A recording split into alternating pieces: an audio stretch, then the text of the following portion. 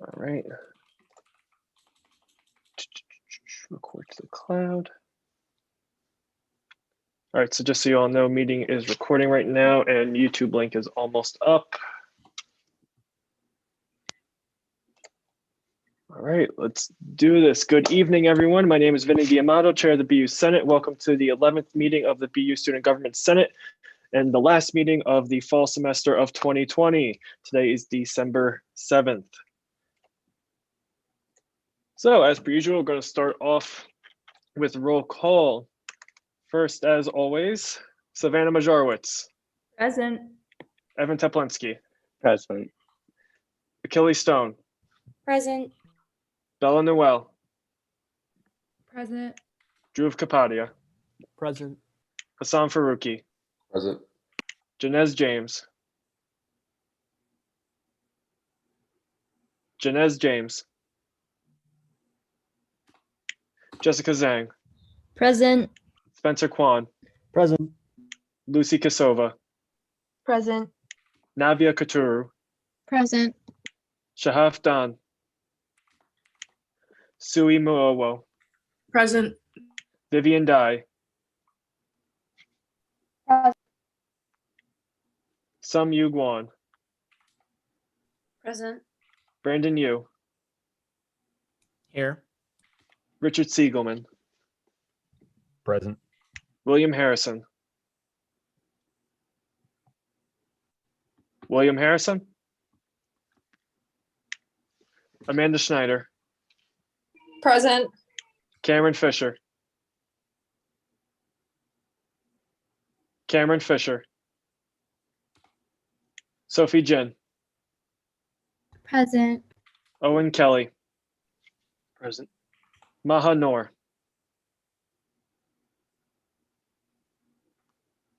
Maha Noor. Shireen Bakre. Present. Cassidy Balboa. Present. Joanna Shie. Present. Noah Grafe. Present. Amy Luo. Present. Michael Leone. Present. Jaylene Ramirez. Present. Selena Chen. Present. Sky Maxwell. Jay Hao Jin. Present. Carla Leone. Carla Leone. Brianna Cole. Mehar Ora. Present. John Michael Aracena. Present. Ezra Bale. Present. Samantha Casas. Present. Celine Machin. Present. Shayna Evans. Present. Keely Massini. Present. And Juliana Torres. Present. All right. So that is 1, 2, 3, 4, 5, 6, 7, 8. So we are missing 8 people today.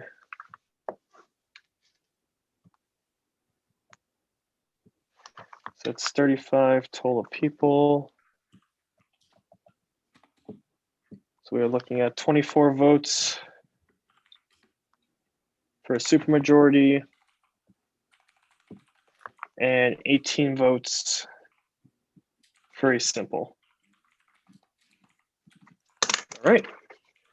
Going through the agenda for today, we're going to start off with the President's address, followed by some Senate updates and looking forward into next semester, followed by cabinet updates, big updates, and then Senate resolutions 11 and 12.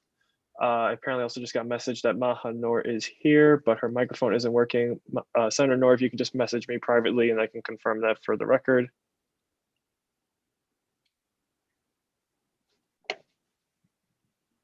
Awesome. All right. Thank you. Maha Noor is here. So that brings us up to 44, which I'll put the votes in the chat as we move on to the President's address. So Mr. President, the floor is yours. What's up, everyone? Good afternoon, good evening. All right, Monday night. I know it's a super busy time, so I won't take up too much time, but I do want to say thank you all for a great semester. It was definitely a different semester, and myself, along with e-board members, along with Vinny, Shashi, Andrea, and the leaders of Judicial, didn't know what to expect out of the year. But we've gotten a lot done, and I'm going to go through some of our semester recap, shortened version. So I'll just run through.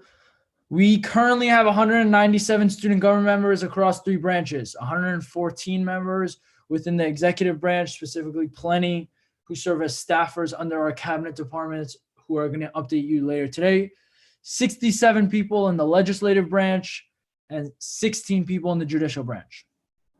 Some of the key things that would like to highlight: the 1BU platform has been getting done. More updates at the beginning of next semester, but our cabinet, along with eBoard, have been working on making it happen. eBoard, 2 fun highlights. We worked in the Scarlet Squad. We piloted that. That was in August to help the 17-day move-in, which originally is around 4 to 5 days. Some of you guys happen to be in the Scarlet Squad, so thank you. And then we also did Hassan Saves Halloween, which is a great event. We had 1,000+ students tuning in, which was a super big success for us. I'm going to let Vinny and Shashi go over Senate updates. I won't take the spotlight from that. On the judicial side of things, SEC has been finalizing the rules. They came in, and JAC has been working on abuse student government database to keep track of documents, along with working on semester report focusing on COVID-19 and election responses.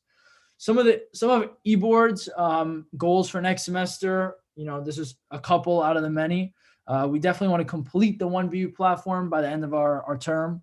We want to increase involvement, not only in student government. We will be recruiting beginning on January 18th, but we also want to increase involvement across student organizations. That's something we're going to be working on with SAO. We've definitely seen, a major gap between our freshmen along with our transfer students who came this semester and they're spending their first semester here. So we want to, get them involved in student organizations, get them involved in the fun part about BU. And then, one of our other goals is focus on the gap between alumni and students. So a lot of professional development and, more on that. That's something that we're going to have a major focus on next semester. But overall, thank you guys for your hard work. None of us had no idea what to expect out of Senate this year or this semester. It was our first semester really, taking on the virtual. I know we finished last semester virtually, but it was, a big task for Vinny and Shashi to put it together, and you guys executed it. So we've been able to be very efficient, and I'm really looking forward to what the next semester brings. We have plenty more, obviously, to do, but we're in a great pace here. We have a packed Senate for you guys today, and I'm super excited to see cabinet, big updates, Shashi and Vinny, along with, Ezra, Evan, Savannah, and, a bunch of others presenting tonight. But I'll yield the rest of my time for questions, and then we'll get to the fun part of Senate.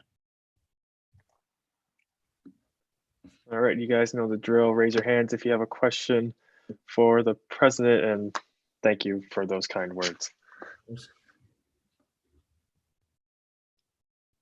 All righty.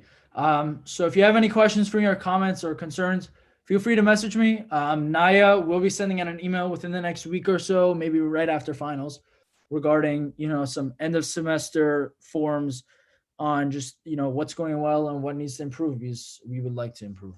But thank you again, and I'll give the floor back to Vinny. Thank you. All right.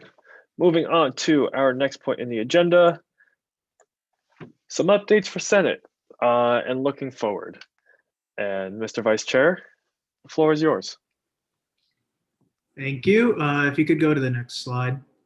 So Vinny and I were doing a reflection on Senate this year. There's been a lot of stuff that's worked well, but we've noticed a couple of problems that we really want to address for next semester.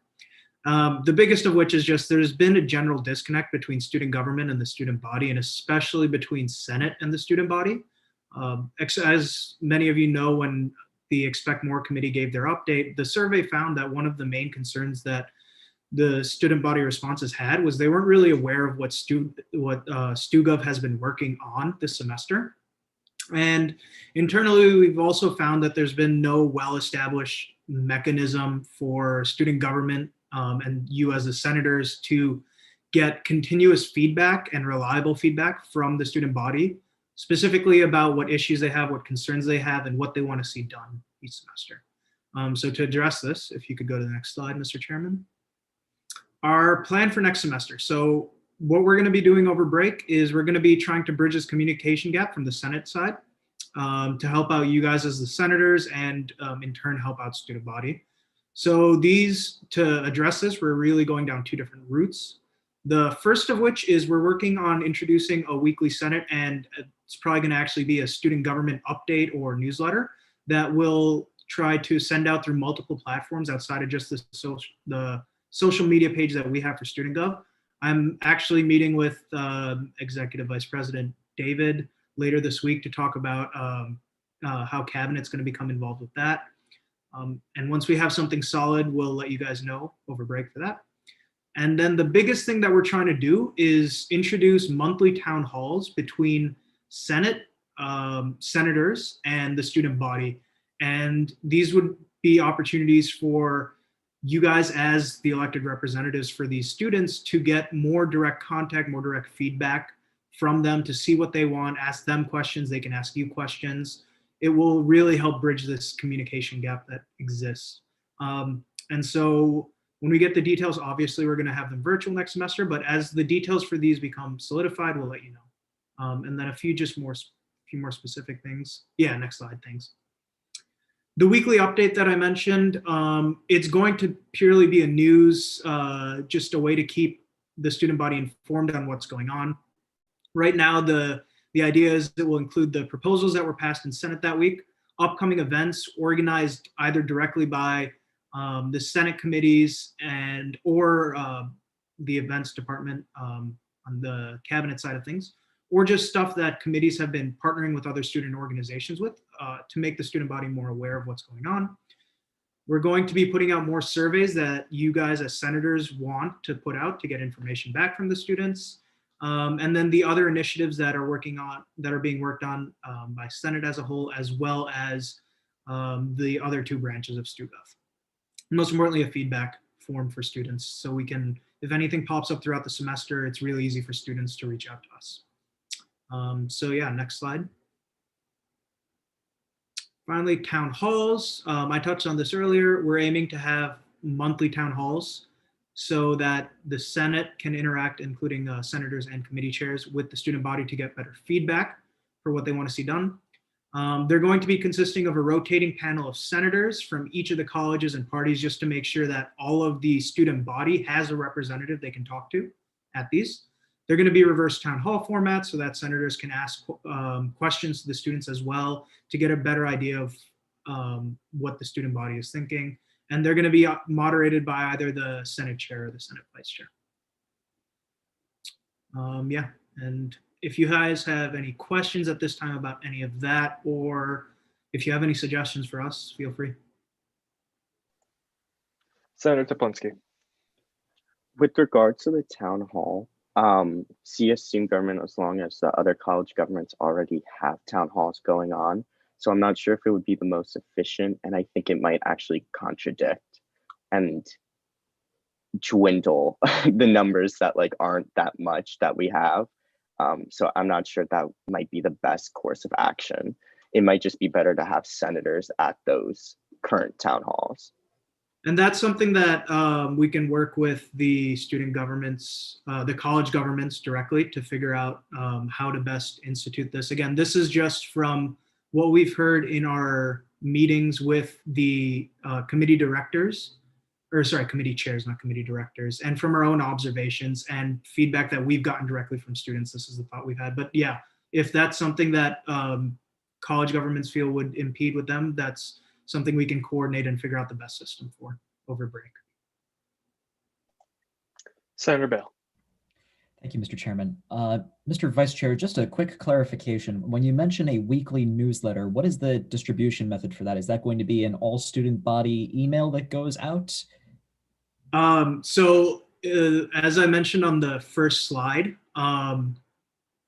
right now, what we've been doing, specifically what I've been doing, is getting together what a rough draft of what that newsletter would actually look like.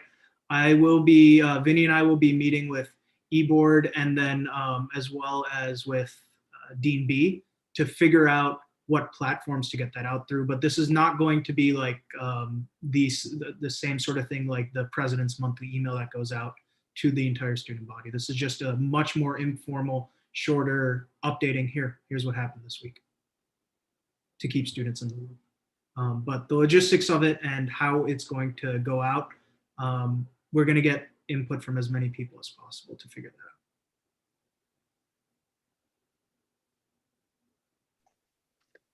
out. Are there any additional questions? Going once, going twice. All right, and with that, I'm going to elapse the question time. Thank you, Mr. Vice Chair, for presenting that. And as always, if you guys have any questions or follow-ups, please reach out to us, sgsen@bu.edu. All right, so moving on to the cabinet updates for today. As always, if you guys could just take 2 to 3 minutes to just present your updates, and then I'll allot 10 minutes at the end of your presentations for any questions that the senators may have. So first up, Director Bott.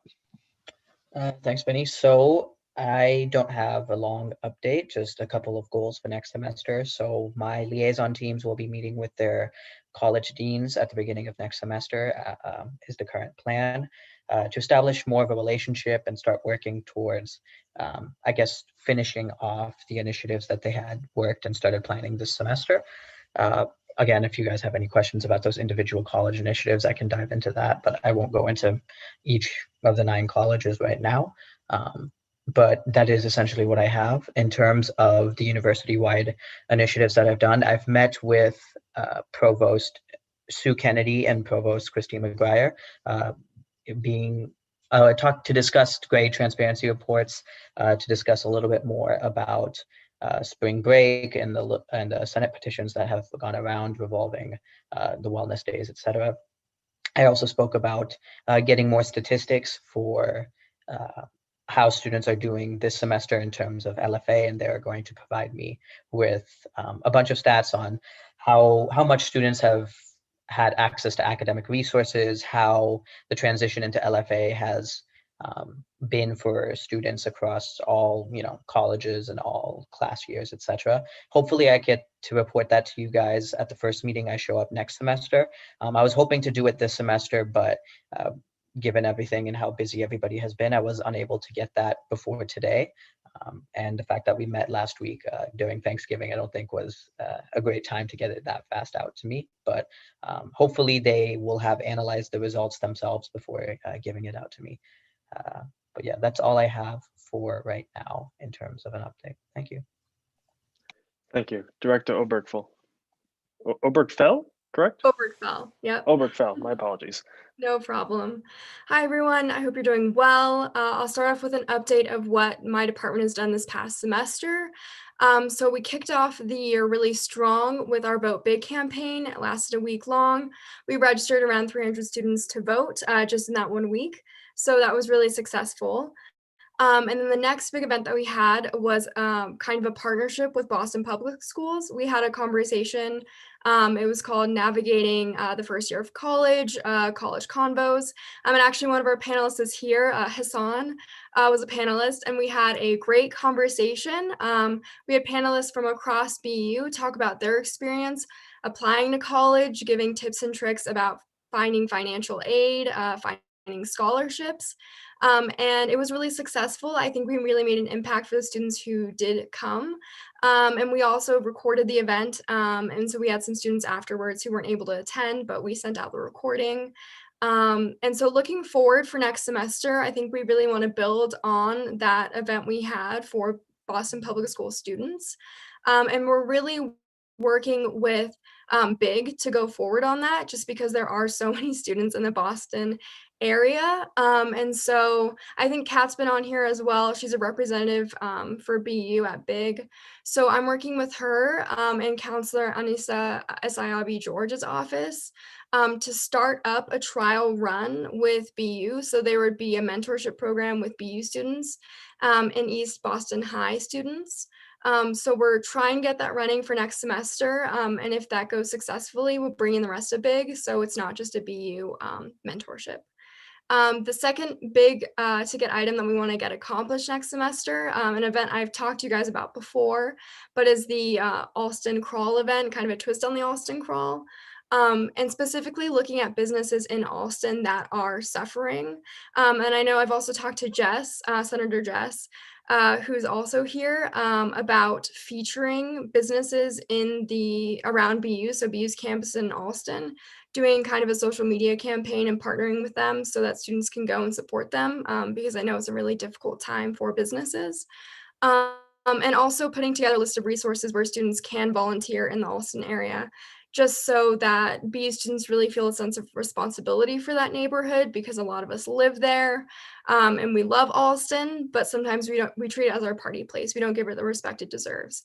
So we really want to do a project centered around Alston and neighboring businesses to really support them. So those are the two big updates, the two goals that we have for next semester, and I'd be happy to chat with you guys about it. Thank you. Director Lee. Hello. So basically, I'm just going to go over some of the things that the communications department has done this semester and some things that we're looking forward to doing in the next one. So I guess the biggest thing for us was like redesigning the entire website.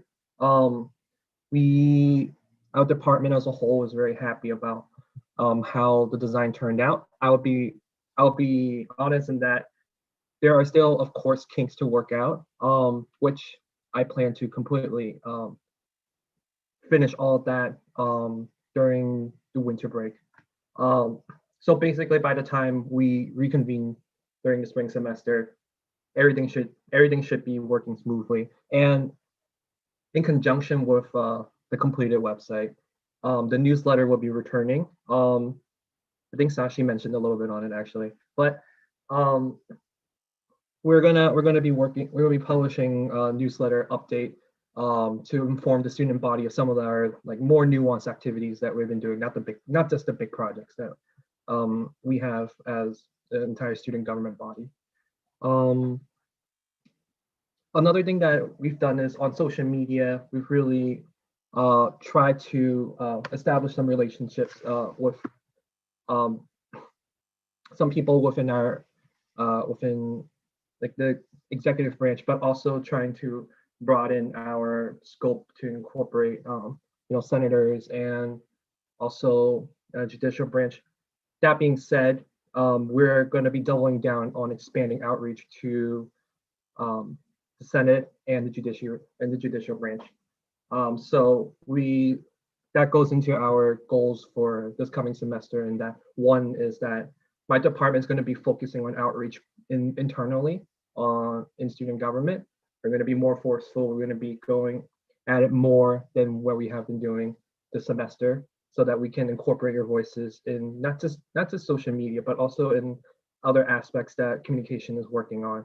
And with that, I want to continue to push forward on things that have worked and continue keeping up with some of the projects that we're still running on. And then, of course, I am always open up for feedback. Again, I know that there's been some things that have gone, not as great as we have anticipated. But again, I am always very open. I always respond quickly with emails, or at least try to respond early to emails, and always looking forward to working with everyone here.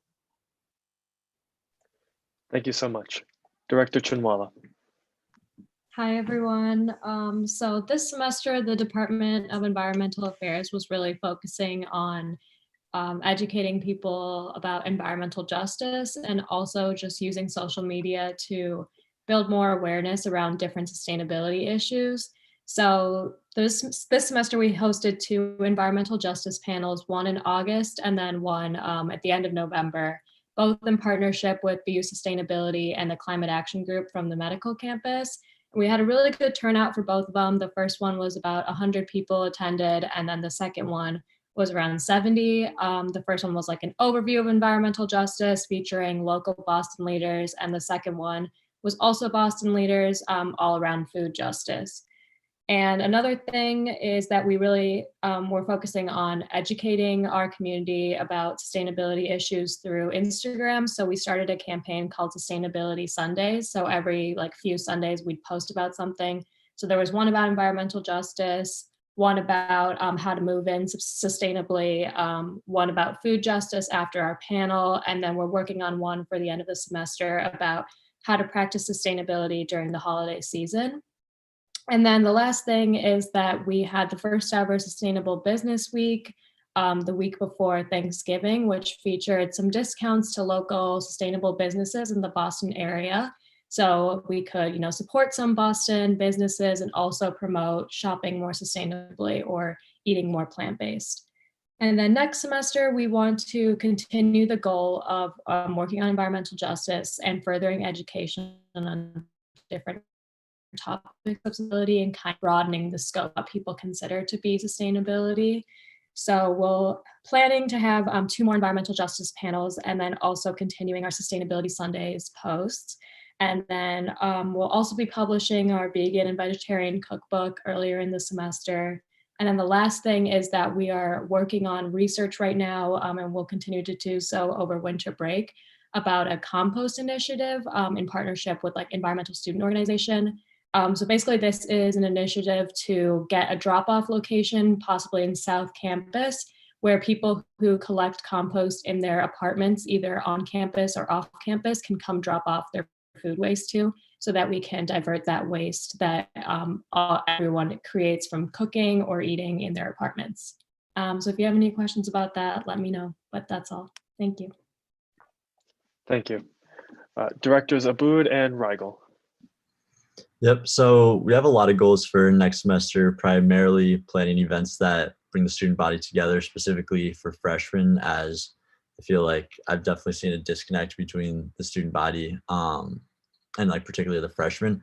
So we're going to be playing the One Gala, which during one of the extra days off that we were given in place of spring break, we'll be having an event with both in-person and virtual events to showcase BU student talents and have speakers come, and that will be a day-long event. And then we're also approved for a TEDx BU salon license, which means that we can host weekly or monthly TEDx events. And so our past semesters was pretty popular. We had over 200 people register. And then we'll also start featuring BU students at those talks, which might bring in more people. And then we're planning 2 different mental health awareness events and working with third-party speakers to come to that. And then we're also working with the Jeopardy National College Championship, rest in peace, Alex Trebek, to include BU as a participating school, meaning that the students can compete in the challenge, which we think would be a lot of fun. And then, so yeah, the semester is just definitely a learning experience, but I think we have a good idea as to what events worked, especially with Zoom fatigue and navigating that. So we're going to continue these sort of events while also trying out new ones. So yeah. Thank you. Director Ungvari. Hi, everybody. So since our last update, we actually had the virtual symposium for the Wellbeing Challenge on November 20th, which was great. We awarded extra money for the fan favorites of the 2 different tracks. And then coming up for next semester, something that me and my staffers are working on right now is a student government info session. So at Splash, something we noticed was it was difficult for people to kind of get a holistic view of student government is very virtual. We had many people coming on and asking very pointed questions. So we're going to have people most likely sign up for student government and then have StuGov info sessions. Me and my team will be reaching out to people specifically over winter break to get each branch of student government and each positions current and past initiatives and what they're working on for next semester, so we can have this one big like 15, 20 to 30 minute student government info session, and potentially breaking those up into even smaller info sessions that go more in depth to each different branch of student government. Thank you. And last but not least, Director Malhotra. I'm actually going to be filling in for her today. It seemed as though she wasn't going to be able to. Is that all right? That's perfectly fine. Floor is yours. Sure thing. So for social advocacy, there's a few things specifically going on. Starting in the empowerment team specifically, they're working with SafeUp, and SafeUp is, again, we mentioned it at our update, I think 2 weeks ago or 3 weeks ago, but SafeUp is just a women's empowerment and women's safety community group or application, and they're basing it with a lot of local different campuses, both here, BU, Northeastern, and a few others.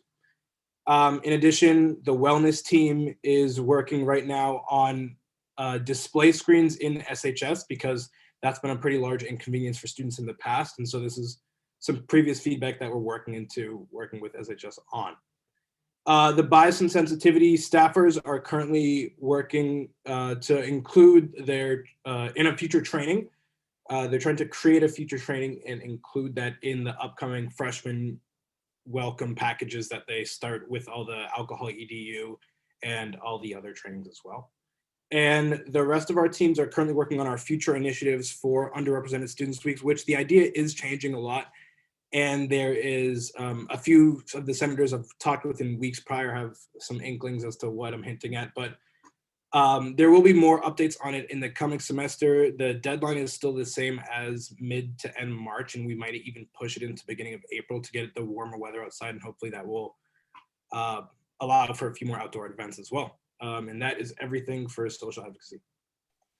Awesome. Thank you all so much. I will now open the floor to a 10-minute Q&A session if any of you have questions.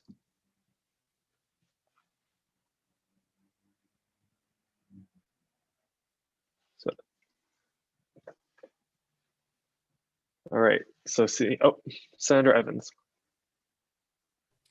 Yeah, this is for academic affairs. So I know you said you had some initiatives for the 9 colleges. I was just wondering if you could give any specifics at all on what exactly you're doing, even if it's just maybe for CAS, because it's the biggest one. That's my first question. The second 2 are also for you. I just want to know if you guys are touching the pass-fail initiative at all, or the wellness days initiative that I know the legislative branch has been really pushing for. Yeah, so I'll start with the second one. For pass fail, like I said in my last update, I pushed that in summer with my first meeting with Provost Kennedy. And when David and I spoke with them last week, we got a clarification on, again, as to the reason as to why they didn't choose pass fail as an option. And maybe David, you can also speak to this, but I was saying they had said that the reason for not going pass fail again was kind of threefold. The first aspect being too many, they believe that too many semesters worth of pass fail, if they had continued it for this semester and next semester of the academic year, would actually in turn hurt students, especially those who want to go into grad school. Main reason being that a lot of other universities have came out saying that they would not accept those grades, such as, I'll take Harvard Med, for example. I know is one that off the top of my head that I can think of. Another reason is that the original reason for pass fail was because there was a huge shift in transition in the middle of last spring.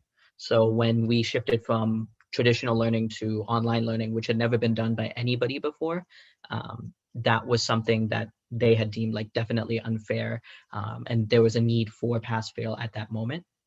But as the summer 1 and summer 2 sessions went through and they got used to, that online transition and got to, I guess, pilot test it, they were pretty confident in LFA and the model that was put in this semester, and that option to give the students the choice to choose what they wanted to do. that they felt that there was not a need to put pass-fail given that. And David, if you want to add anything before I answer Shanna's next question. No, you said it all. Okay, cool. And then in terms of the college initiatives, okay, so I'll just go like down the line. So for engineering, we are pushing for more concentrations. For comm, we are working with the advising department to create a more cohesive, like a transparency between students and the administration in terms of what gets done for advising. For CFA, they're creating they want to create an interdisciplinary program between the 3 subsects of CFA. For Shaw, they want to create like a freshman program that integrates, sorry, I accidentally muted myself, a bit easier into Shaw. Same with Wheelock, except Wheelock also is looking towards helping administration implement a new program. So in Wheelock, they're developing a new like system similar to that of Questrom, where you like kind of come in with like a business admin degree and then concentrate in other things. Wheelock's doing the same thing, where they're like having an education degree and then you concentrate in other things. So they wanted to help a little bit with that transition, and sort of like a bit more cultural things within like advising groups and kind of creating a community. In Questrom, they want to work on trying to fix the miscommunication or what they believe is poor communication within the core. Let's see, what colleges have I forgotten? CAS, they want to mainly focus on advising, though CAS did run into a bit of problems early in the year trying to find a meeting time and getting going. So they kind of fell behind this year with their initiatives. And then I'm forgetting 2 colleges. What'd I miss, guys?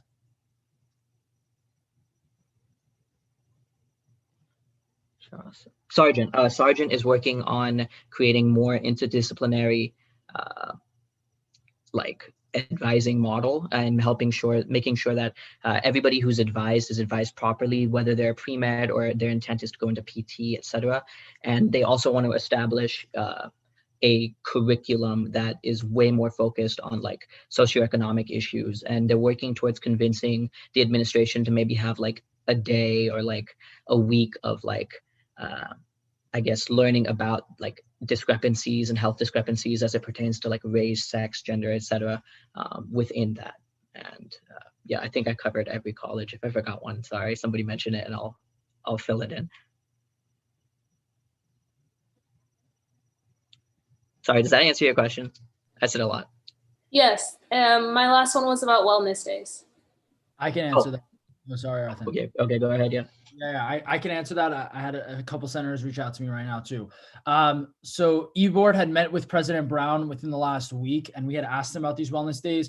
President Brown, Provost Morrison got the Senate's proposal for wellness days. It's on their desk. This is something that I think they're working on to announce within the next couple of weeks. So I'm not sure how many wellness days, when they are, the exact information of it, but information about it will be coming out within the next couple of days. And I can guarantee you your proposal about the wellness days is on their desk and they are talking about it.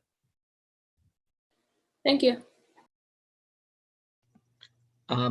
If I can also mention that with the wellness days, when we spoke with Provost Kennedy and Provost McGuire, they had mentioned that they are considering days. They're just trying to figure out when the best days there are to implement it, because of accreditation laws, there has to be like a specific set number of Mondays, a specific set number of Tuesdays, Wednesdays, Thursdays, Fridays, etc. And so they were working to see like when is the best time that they can like fill in a like, you know, I guess a day or a couple days off to see what works best for, like, I guess, minimizing the risk of spreading COVID, but also giving students that sort of mental health break. And I think, David, we also talked about potentially creating like a slash through the month of March, which would be like week 1, we get Monday off, week 2, we get Tuesday off, week 3, we get Wednesday off, Thursday, Friday, and then it would just be like that. So we'd get the same number of days off as we would have in spring break, but instead of all at once, we would get it like a week at a time. So it would be a little bit awkward and confusing, but it would still give us like the same amount of days off. But yeah. And then, by the way, the college I forgot was CGS. They are working on finding a alternative to London, or at least working with administration to try to find some sort of alternative for freshmen this year. They want to focus on like discrepancies between like teams within CGS and grading discrepancies between professors, etc. So that was the college I forgot to mention. But yeah. Thank you, guys. Senator Balboa. I have a follow-up question because you said that Harvard Medical is not accepting those grades, but Harvard themselves is doing credit, no credit. So how could the medical school not accept those grades? Well, the medical school is a graduate school, right? So like that's what they were saying in the meeting anyway with Provost like Kennedy. That's the school she had mentioned. So that's why I was just reiterating what she was saying. So it was to my understanding that like Harvard Medical School itself was saying that credit, no credit on an application would be looked at as, I guess, bad, or, you know, something like maybe you, like they're just going to assume you did poorly, or you assume you took it because you needed to take it rather than maybe you just got a grade or you struggled, etc. At least that's what my knowledge was. If you know something otherwise, then you can. Just curious. Senator Teplinsky. I just wanted to clarify something that Arthur said. Going back to the Wellness Day petition and declaration that we signed, it did take into account all of what you were saying and what the administration seems to be taking a while. It did take into account that making sure an equal amount of days of off, making sure that it didn't promote students moving around to spread COVID. I just wanted to make sure we understood that we voted on a proposal that did take into the account the safety of student body. I mean, yes, that was just a conversation we had. The purpose of the meeting was actually talk about grade transparency reports and that academic, like sort of the health reports, but it came up within the conversation. And I thought I would mention it to ask if the provost had received it. And that was like the clarification we got from them. Senator Bakre.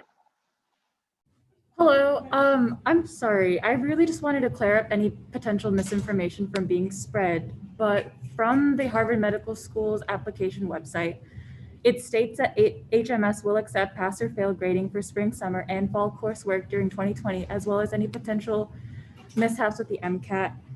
And like this grad school and many others, they're being very accepting and understanding that the COVID semester is unlike any other, and that they are accepting credit, no credit. So I just want to make sure that information is clear. You can Google this. I can send the link to Senator Vinny and he can send it out to everyone. But just to clear up, Harvard Medical School is accepting credit, no credit, or pass fail options. Thank you. Okay, thanks for the clarification. Thank you. Are there any additional questions for the directors? All right, and with that, the question and answer time has elapsed. Thank you all for coming in. Thank you all for giving your presentations. All right, moving on to the next point in the agenda. We have a big update. So I believe, Madam President, you will be giving the update on this. So whenever you're ready, the floor is yours. Yeah, thank you. Did you just call me Madam President? I might have, now that I think about it. Well, that also has a ring to it. But anyways, tell thank Oliver. you. Yeah. So I'll keep this brief so we can get on with today. I don't have any major updates, but I do want to keep you all simply just based on like the events we're doing and the ideas that we're developing right now. So BIG is still currently expanding. So just for example, like at our most recent meeting last Saturday, we formally inducted several more students from Northeastern University as well as MIT. So BIG is just continually accepting people throughout the year, especially this is kind of like our first year revamping. So if you still want to be formally part of BIG, you still have the opportunity to do so because we will be doing a major like recruitment session at the beginning of next semester. We recently passed legislation that states that non-voting members can now lead committees. So Kat and I are the voting members for BU.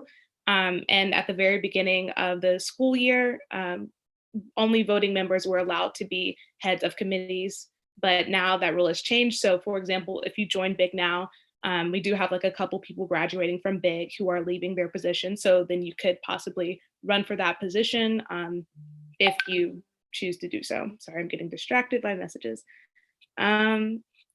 So also speaking of committees, so BIG did start a COVID response committee, but this is largely to create transparency on how plans are working at each college, as well as create programs that would be helpful throughout all of the colleges. I did discuss this with CUOC. I don't know how to pronounce that as one word. This past weekend, I thought it would be most fitting to have a BU representative from our committee, but we don't just have to have one representative. So again, if you'd like to join, please let me or Kat know. Within the last several weeks, we've had a lot of successful, well, not a lot, we've had 2 successful events. We held a panel discussion. I believe I mentioned this when a couple weeks ago, maybe a month ago, we did have a panel discussion about how COVID-19 has affected the mental health of college students. We had a pretty good turnout. I think it was about 40 people, 50 people attend. And you can also find that on like BIG's YouTube channel. And then we also held another event, the Security and Service event in the 21st century, which was a great conversation with a naval officer, but you can also find that online if you would like to look at how we run our events. And then the last thing, Anna actually mentioned this in her update, so I'll just kind of skim over it. But BU is going to be doing a trial run for the new program, BU students mentoring students in the greater Boston area. So we're hoping that's going to be successful, and we are working with the city councilor just to make sure that that program goes well and that it runs as efficiently as possible. And yeah, that's it for me. So any questions?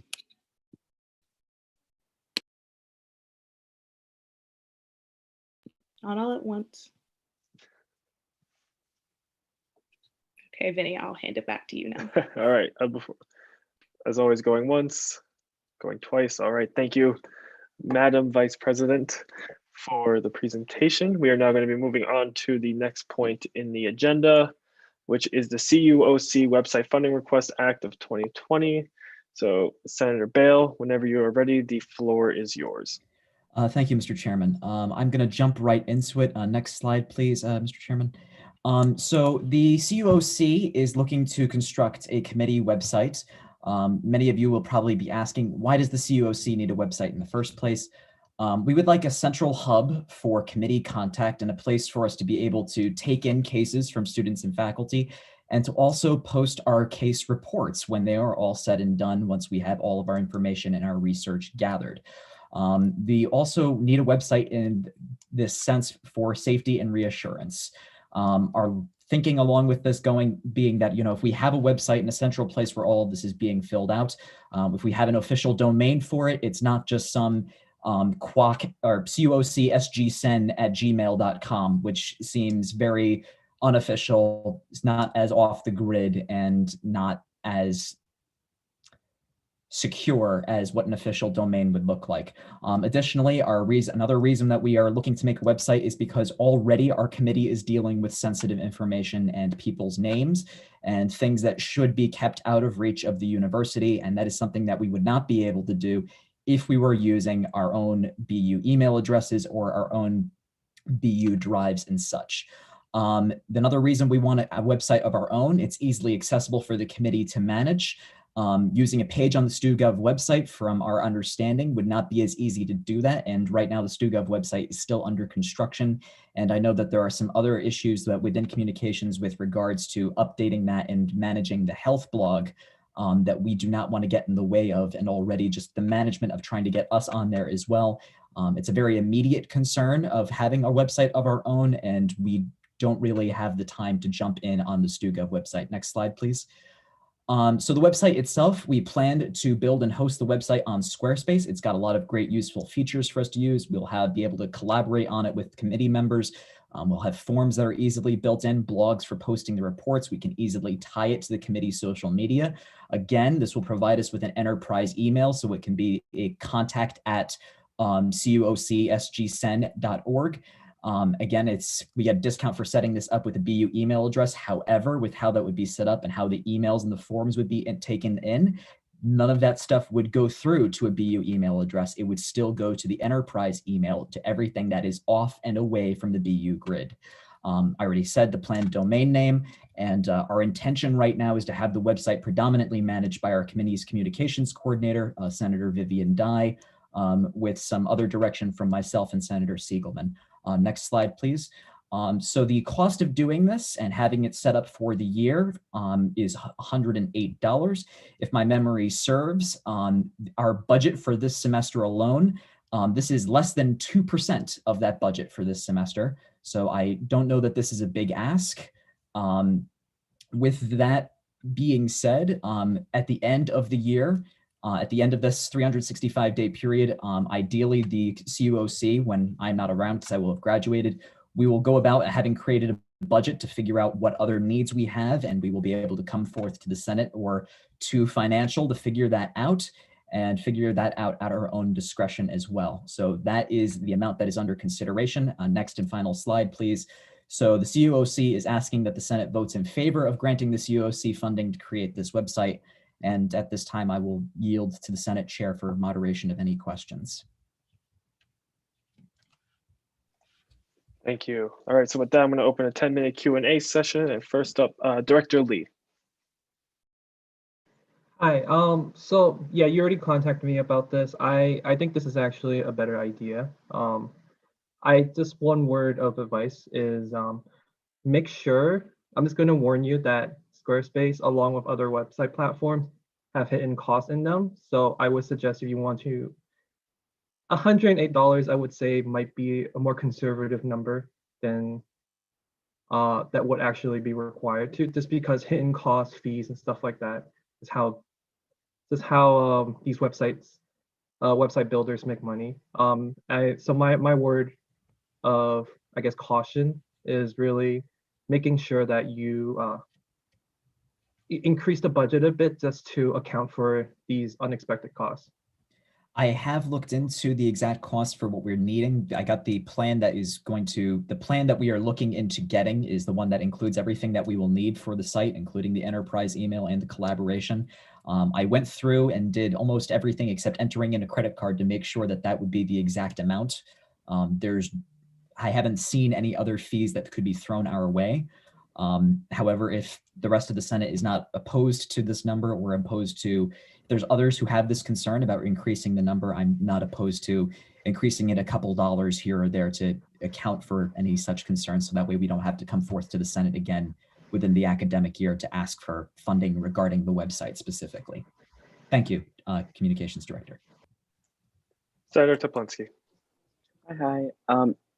I guess I kind of wanted to, in a sense, answer that question that you just posed to us. I would be opposed to it, but more so my question, it's almost like an off-topic, on-topic question.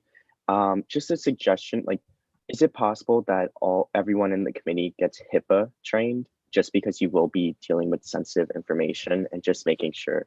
Is that an option for us to do, to ask the university to get us HIPAA training? It's free from what I understand. That is something that because our committee at great lengths, and the senators who are involved in the committee can tell you this themselves. Great lengths I have gone to with talking about how we want to go about handling information and maintaining security.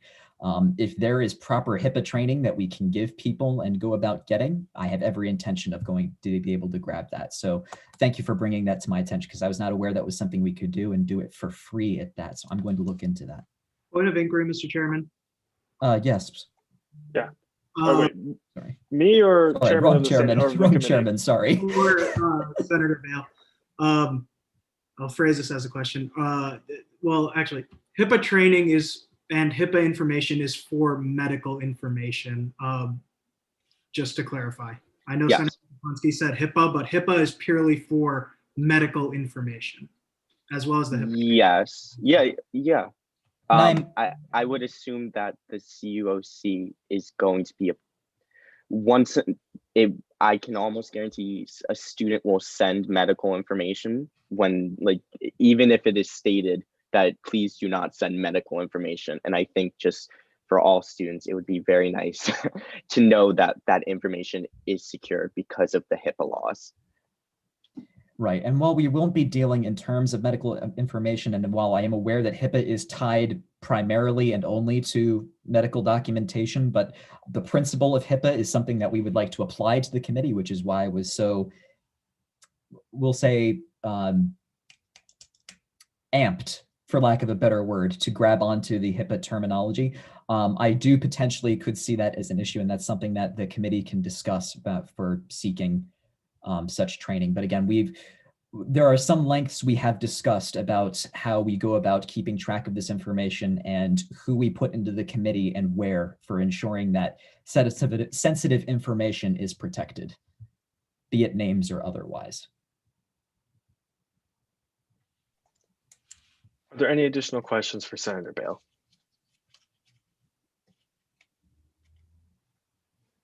Senator Balboa. How are you gonna promote this website so that everyone knows about it? So we are planning several social media campaigns. My intention is to partner with our student government's own communications department anyway as well. Communication through that upcoming newsletter. We will have some social media campaigns of our own that we'll be running. As some of you are aware, I run my own Senate blog. I will be pushing it through there as well. I recently got some attention through Daily Free Press also, so I intend to do a press release through them also. But we have various means that we are planning to promote the website through. If you have any suggestions in addition to that, I am open to them. And I'm sure Communications Director Dye is as well.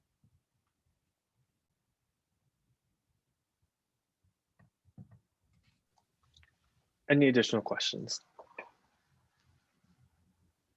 Going once, going twice. Point of inquiry. May I just clarify that message you sent in the chat?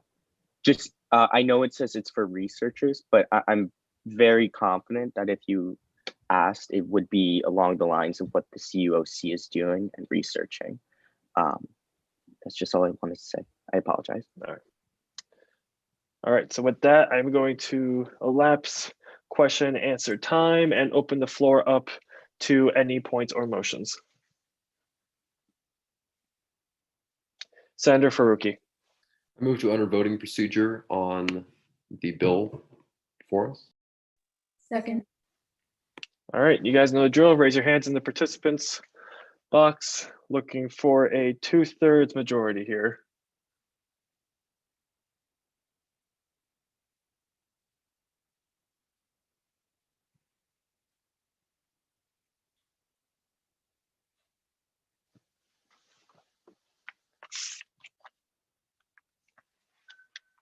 Mr. Vice Chair, do you have a supermajority? Mr. Chairman, I have a supermajority. All right, so with that, we are now in voting procedure. I will lower everyone's hands and again, open the floor to any points or motions.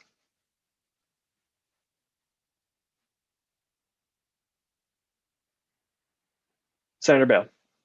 Motion to vote on the ratification of Resolution 12. Second. Resolution 11, I believe you're. 11, my bad. Thank you. All right, so I heard a second on that. So looking for a simple majority to go into the vote.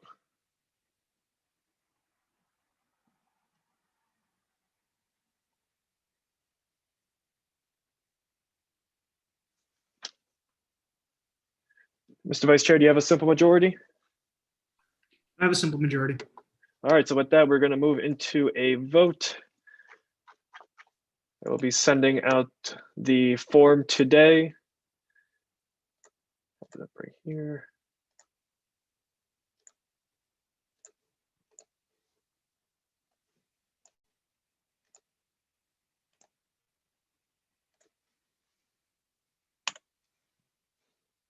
All right, the form is out. If any of you do not have access to the form, please private message me in the chat.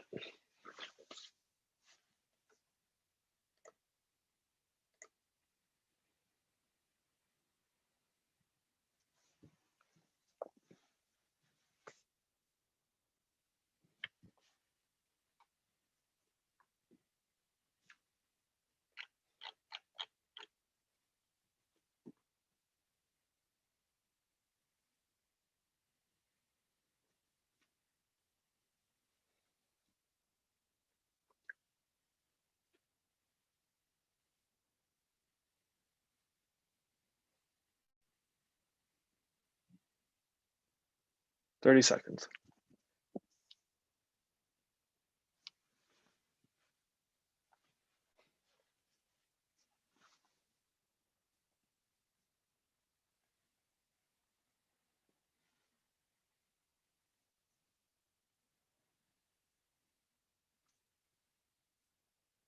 Five seconds.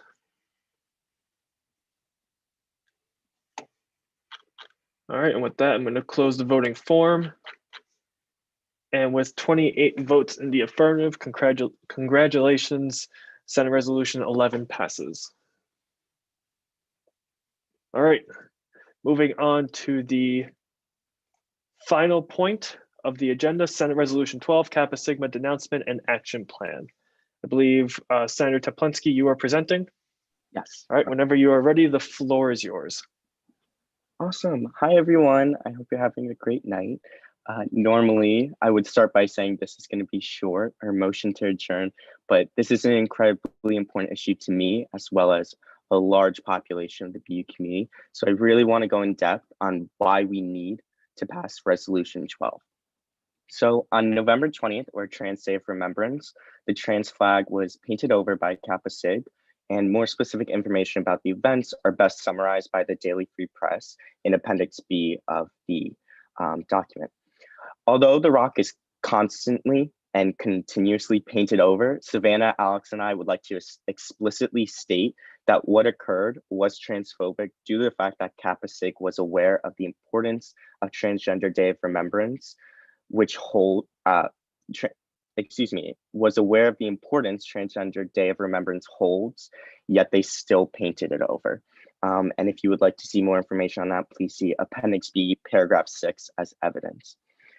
So this issue was quickly brought to the attention of CS Student Government by Alex Broomfield, an advocacy member who's here with us. And over the past 5 days, I believe, we worked together on a resolution, not only calling attention to the transphobic actions taken by Kappa Sig, but also, and more importantly, creating a feasible action plan to better Greek life environment at BU. Additionally, we've been in contact and we've contacted the following groups to help educate and involve Greek life culture, and some have gone back to us. Q, It's On Us, Mental Health Committee, Campus Survivors. We have also been in contact, because I'm sure this will be the first question, with the IFC and the Pan-Hellenic Council, which are the fraternity and sorority respective councils, and are hoping to continue conversations on implementing Appendix A, which is the action plan. We do want to make clear that any student group or club listed on the document is a recommendation. In no way are we implying that any student organization is required or responsible to carry out these trainings. It's more the fact that some groups might be interested in doing them. And from the groups we've contacted, we have heard this interest. For instance, Q and 16K have both expressed wanting to do workshops, which is fantastic. But again, if any group is uninterested, the IFC and Pan-Hell can look outside of student groups and instead at BU departments or local groups for any of the 5 areas that we've mentioned on the resolution. Student President Poore can also elaborate on how he would proceed in this instance. Overall, we believe that this resolution should pass for multiple reasons. 1, to show support for the transgender community at BU. 2, make clear that transphobic actions taken by Kappa Sigma are not supported by the student government, which represents all students. And 3, instill an action plan to address a slew of concerns students have. We are fully committed to working with Greek life organizations in the implementation of our proposed action plan, as it contains reasonable steps to combat a harmful environment on campus. With winter break approaching and this being our last Senate meeting, it is imperative we pass Resolution 12 to give plenty of time for collaboration on this issue. I want to thank everyone for listening, and before we go directly into questions, we would like to yield the rest of our time to Student Body President Poore. Hi, everyone. Hi again. So I've been able to, thank you, Savannah and Evan, for giving me the floor. I've been able to work with Savannah, Evan, and the CS advocacy team for the last couple of days, and they approached me, I think, last Tuesday or Wednesday. You know, I have spoken with eBoard, and we do really support what Evan and Savannah have put together along with the advocacy team. I just want to emphasize something. As someone, you know, as a part of student government, our job is to enhance the experience for all BU students, regardless of where they're from, what they study, what their culture is, really anything. Our job is to enhance that. When somebody or a group of people feel unsafe here on campus, it's our job to fix that, and it's our job to ensure that people do feel safe and that they feel that this is their home, that this is somewhere that they can feel welcome to. As someone who's both a part of student government and Greek life, one of the main reasons why I do support this, is because of the action plan. The action plan, trainings are necessary. I see that they've taken the steps. They've reached out to the leaders of IFC and PenHel. I happen to be on IFC, so I received that email too. And these conversations, this is not something that you can just fix in a heartbeat, but rather this is the beginning of enhancing the Greek life community and the Greek life experience along with the BU experience. So I'm gonna let Savannah and Evan really, answer the questions here. But, if anybody has any questions about IFC specifically, they can address that to me because I do serve on IFC. But, on behalf of eBoard, so David, Megan, Naya, and myself, we do in fact support this. Thank you all. And with that, I will open the floor up to a 10-minute Q&A session. So if you have any questions, feel free to raise your hand.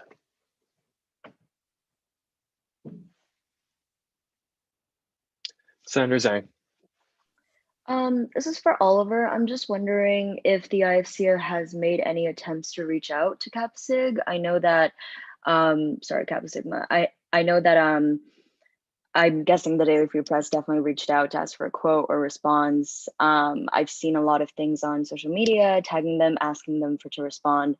And I'm wondering, from your position in the IFC, if you guys have reached out to them or if they've reached out to you guys, like if there's been any communication.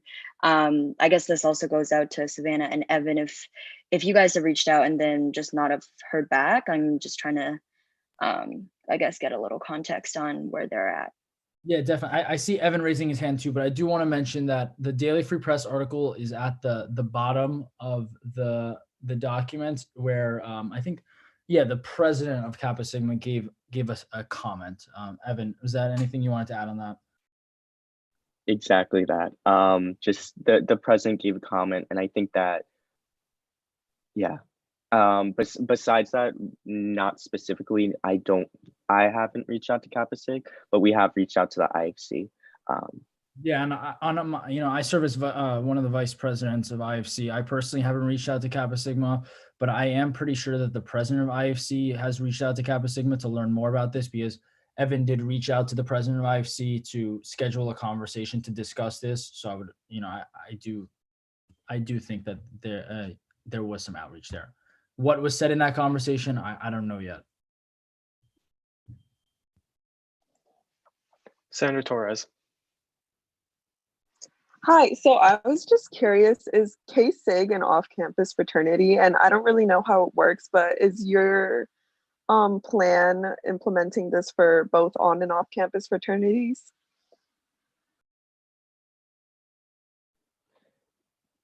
So I'd be happy to answer that. The off-campus versus on-campus, I would have to yield to Oliver, President Poor. I believe that they are an on-campus and they are a part of the IFC, but our proposal is more targeted towards all social fraternities. We think that a lot of the issues that are addressed in there and the solutions stem a lot from those fraternities and also sororities.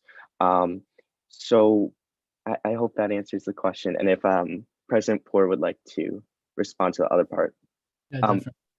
Just before, I would like to say that Alex Broomfield, who's here, and also Hassan, did have a big role in this as well.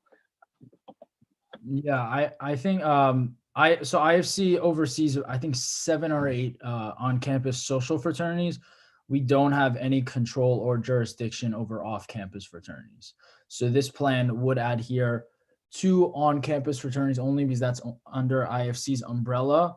However, we'd be more than happy to include off-campus fraternities here because improving Greek life culture can be, across the board. Okay, thank you. Senator Casas. I kind of also just wanted to address the fraternity thing real quick before I get to my question. Off campus or unregistered fraternities that aren't registered under SAO, technically the university has no jurisdiction over them. Anybody who pledges under them, it's technically dirty rushing, which means that most of the time, if these fraternities are not registered with the university, they're not registered with the national chapter as well, which means that they're not technically real pledges, and any dues or brush money that goes to them goes to something else. But I digress. My real question goes to what is the difference between actually pushing through this proposal today and Oliver just going to a meeting in January? Because there's a lot of questions in the proposal, and I like that and I understand that, but there's not a lot of concrete ideas that we're voting on. And so right now, as I'm reading the proposal, we're voting on a meeting that can happen with or without Senate, in my opinion.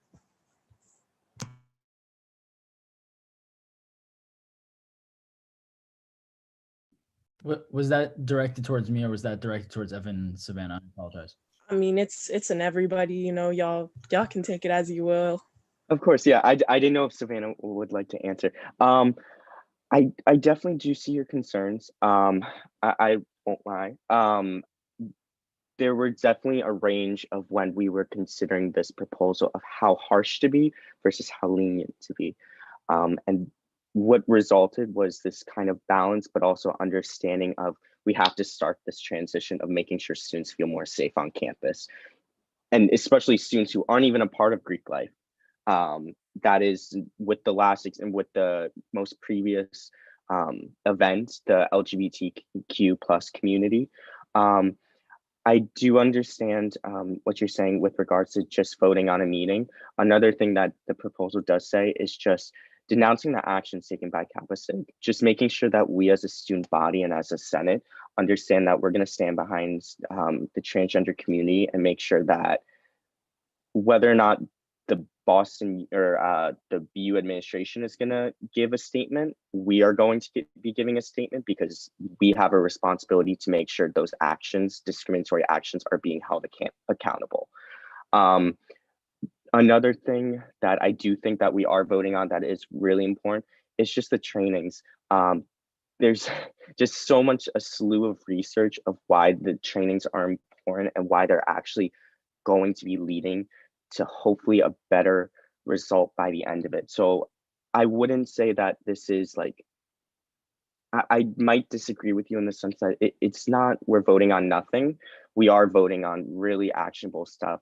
That is these continuously meetings and making sure that we're starting and piecing it together of having these trainings and opening up the dialogue between IFC, PanHel, and StuGov. I hope that answered your question.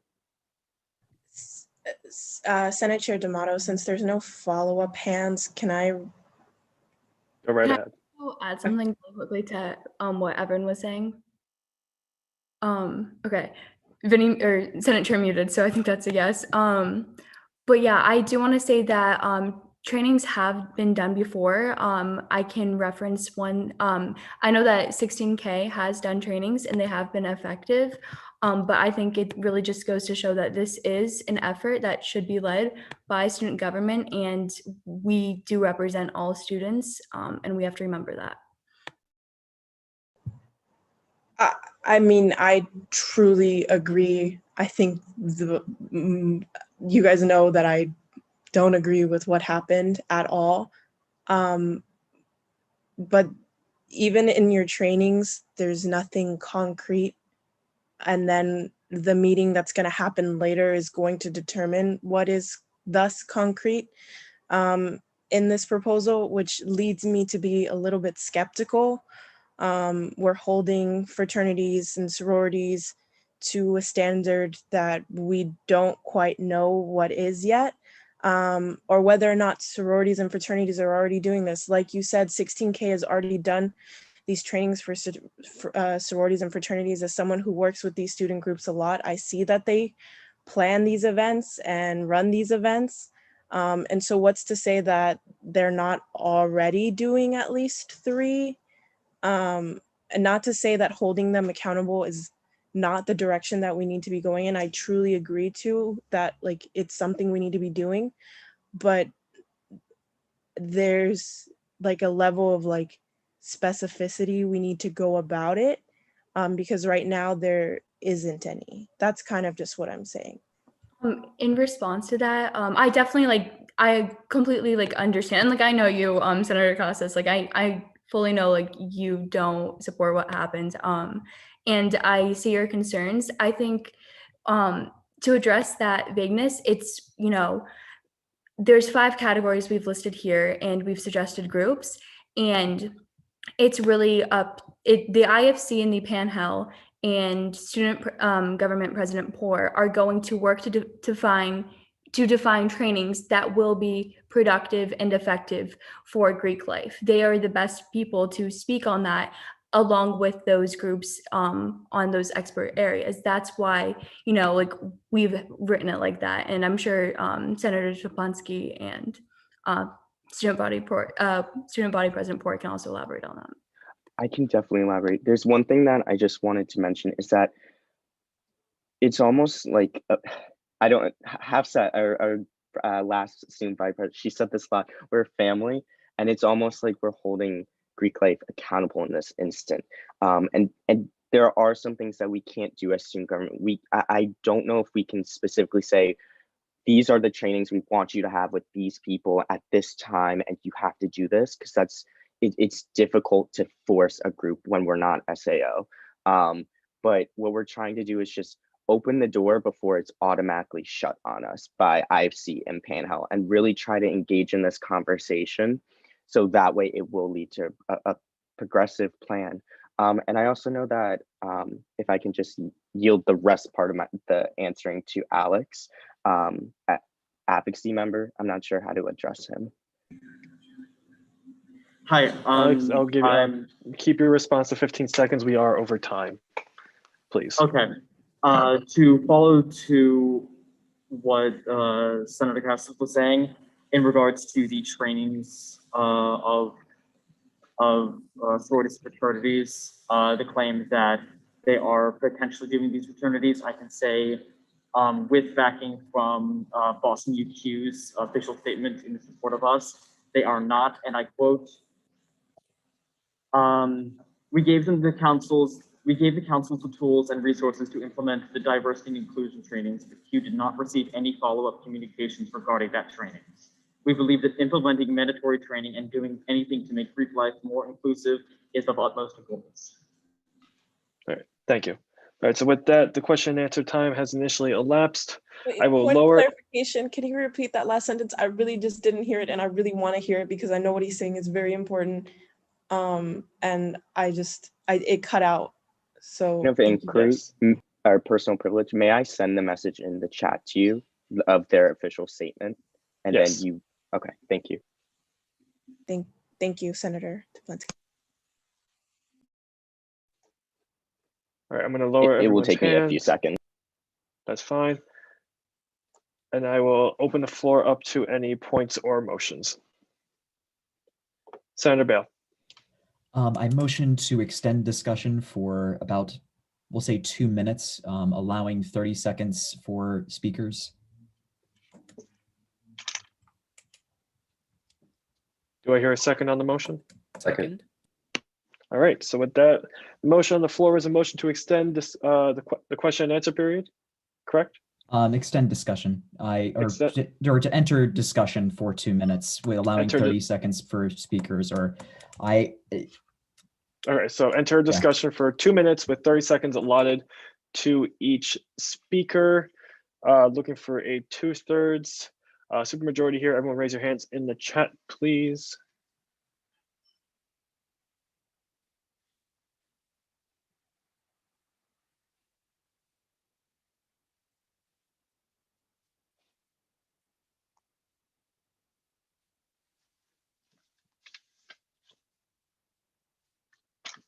Mr. Vice Chair, do you have a supermajority?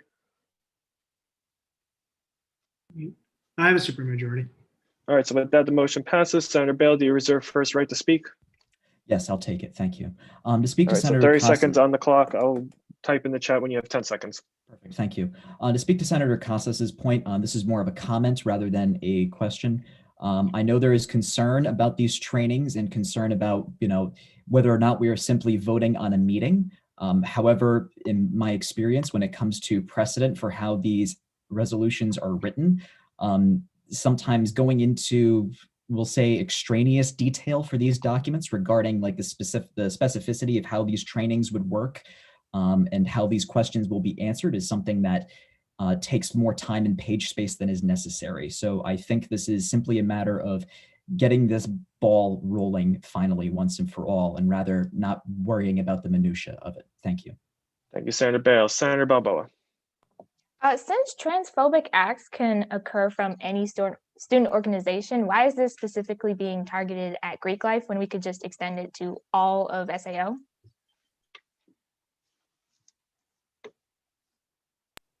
Point of concrete. May I answer that? Is that a Yes? question There's no one directed else towards- who has a question, a hand up. I know we're in discussion, so but yes, go right ahead and answer. 30 Okay. seconds. I definitely think it could be something that is targeted towards SAO, but more so the reason that this was started, I know Nico is also in the chat, was because of what happened on November 20th, and it was targeting Greek life. I can't think of any, just from personal experience, this is just me talking right now, I can't think of any other group who had a targetory against transphobic this year. So it's just making sure that the actions that happened on November 20th are being made sure that they are known through the student body, that we won't accept them. Thank you. Senator Zhang, last point. I agree with this resolution. However, I think that perhaps what we're getting confused on is, and I'm just recommending maybe we could split the denouncement and the action plan. I kind of agree with Senator Cascas about, I don't know if I just pronounced your last name right, Sammy, I'm sorry if I didn't, about just, I would like to see some clarification on student government's involvement with just like designing these trainings. And I think that right now I'm only really seeing Oliver kind of going to these meetings with IFC and Panhel. And I think that this is needed. The action plan is super needed, but I guess I would just like to see more of that. And it's really impressive what you guys have put together given the time that you've had. So yeah. Thank you. So with that, the discussion time has elapsed. I will lower everyone's hands and again, open the floor to any points or motions. Senator Casas. Motion to extend discussion for like 2 more minutes. Second. All right. Motion on the floor is an extension of discussion time by 2 minutes, looking for a 2/3 supermajority. If you're in favor of the proposal, please raise your hands in the chat.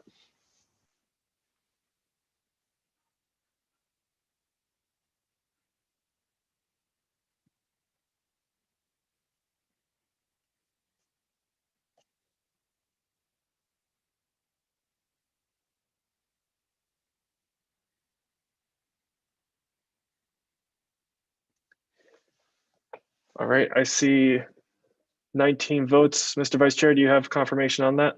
Yeah, I have 19 votes as well. All right, so with that, the motion fails. I will again open the floor to any points or motions.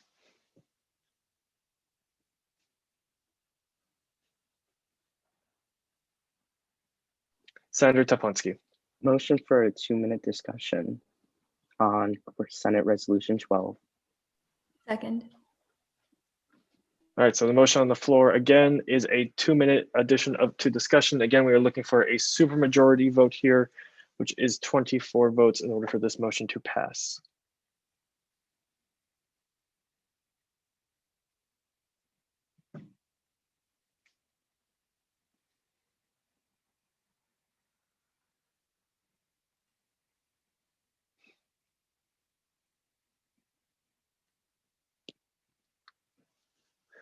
Mr. Vice Chair, what's your vote count?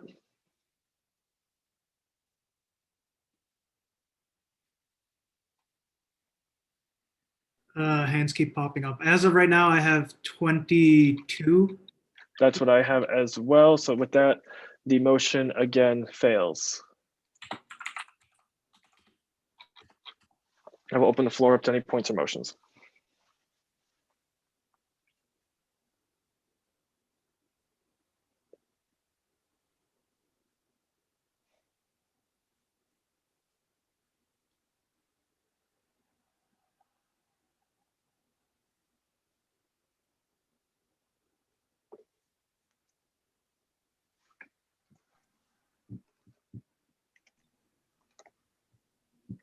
Senator Faruqi. I move to enter voting procedure, I guess. Are there any seconds on the motion?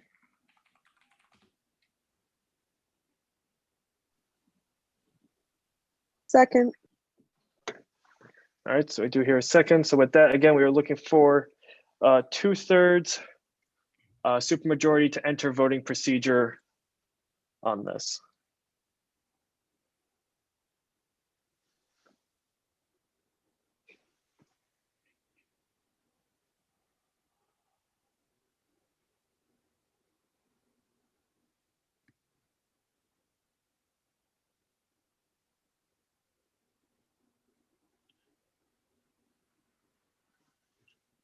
Mr. Vice Chair, what is your vote count? I only have 19 votes, Mr. Chairman. I have 19 votes as well. With that, the motion does fail. And I'd also like to point out something that I've just been informed per Robert's rules. Once a motion has been voted down, it cannot be voted back. So I do not believe we can motion to vote on this resolution again in this meeting.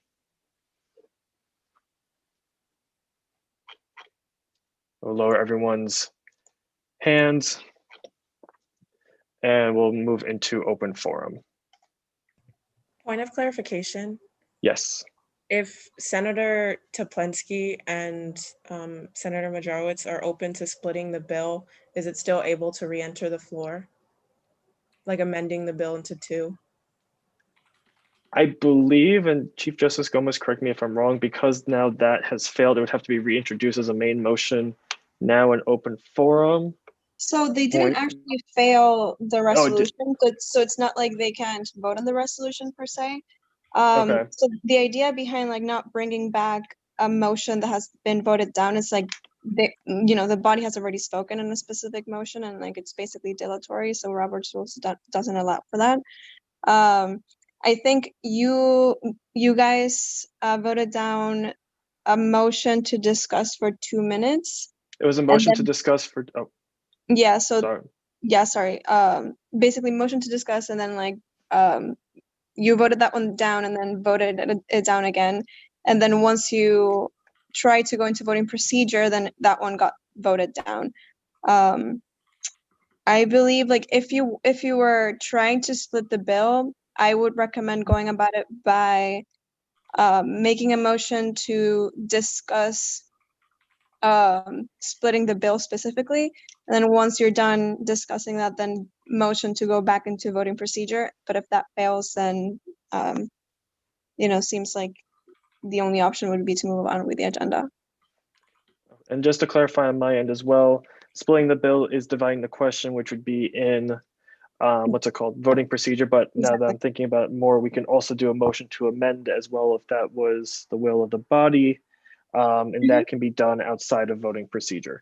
Yes, that would also be an option to go about it. So I will again open the floor up to any points. Point or of motions. inquiry. Yes. Some senators are contacting me saying their internet is crashing.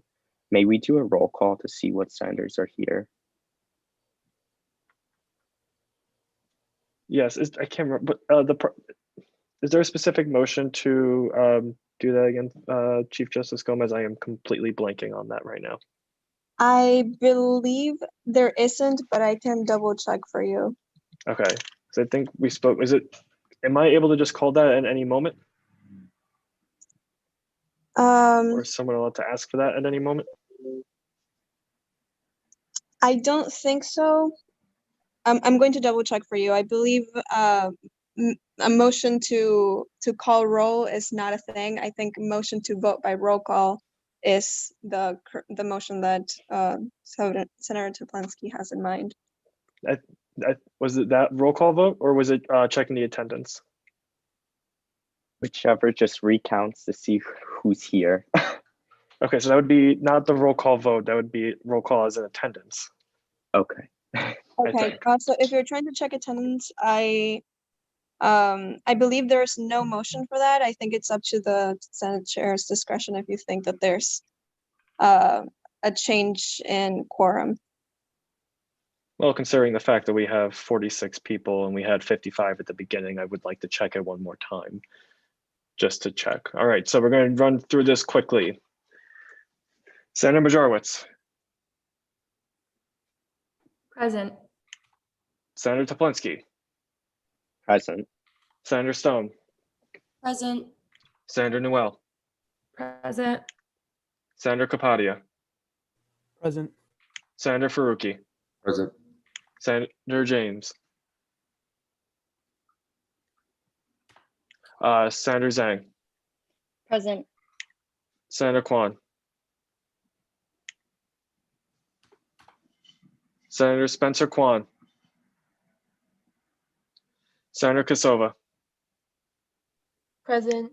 Senator Kachuru. Present. Senator Don. Senator Muowo. Present. Senator Dai. Present. Senator Guan. Here. Senator Yu. Senator Here. Brandon Yu. Here, sorry. Senator Siegelman. Here. Senator Harrison. Senator Schneider. Present. Senator Cameron Fisher. Senator Jin. Present. Senator Kelly. Present. Senator Noor. Present. Senator Bakre. Senator Shireen Bakre. Senator Balboa. Present. Senator Shie. Present. Senator Grafe. Present. Senator Luo. Present. Senator Leone. Present. Senator Ramirez. Present. Senator Chen. Present. Senator Maxwell. Senator Jin. Present. Senator Leone. Senator Cole. Senator Hora. Senator Aracena. Present. Senator Bale. Present. Senator Casas. Present. Senator Machin. Present. Senator Evans. Present. Senator Massini. Present. Senator Torres Ortiz. Present. All right, so with that, Mr. Vice Chair, correct me if I'm wrong, but we lost 3 people. That is what I have. All right, so that puts us at 33 total. I'll do a quick calculation on that.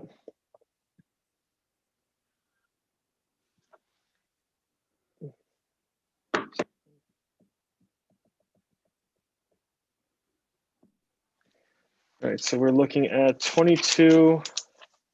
So with 33 senators, we have 22 for a supermajority. And 17 for a simple majority. All right. So Chief Justice Gomez, can we then run through the previous motions that we have now with the new numbers, or since those motions have still failed, would there have to be a different motion? Sorry, can you remind me of the numbers from before and from now? So we had 36 senators before, which was a 24 votes for a supermajority, and now 33 senators, which is 22 votes for a supermajority. So your motions would have failed regardless of the quorum. I don't believe all of them would have. Yes, they would have, Mr. Chairman. All of They them were would have? 19 and 21. 21 was 1921, okay.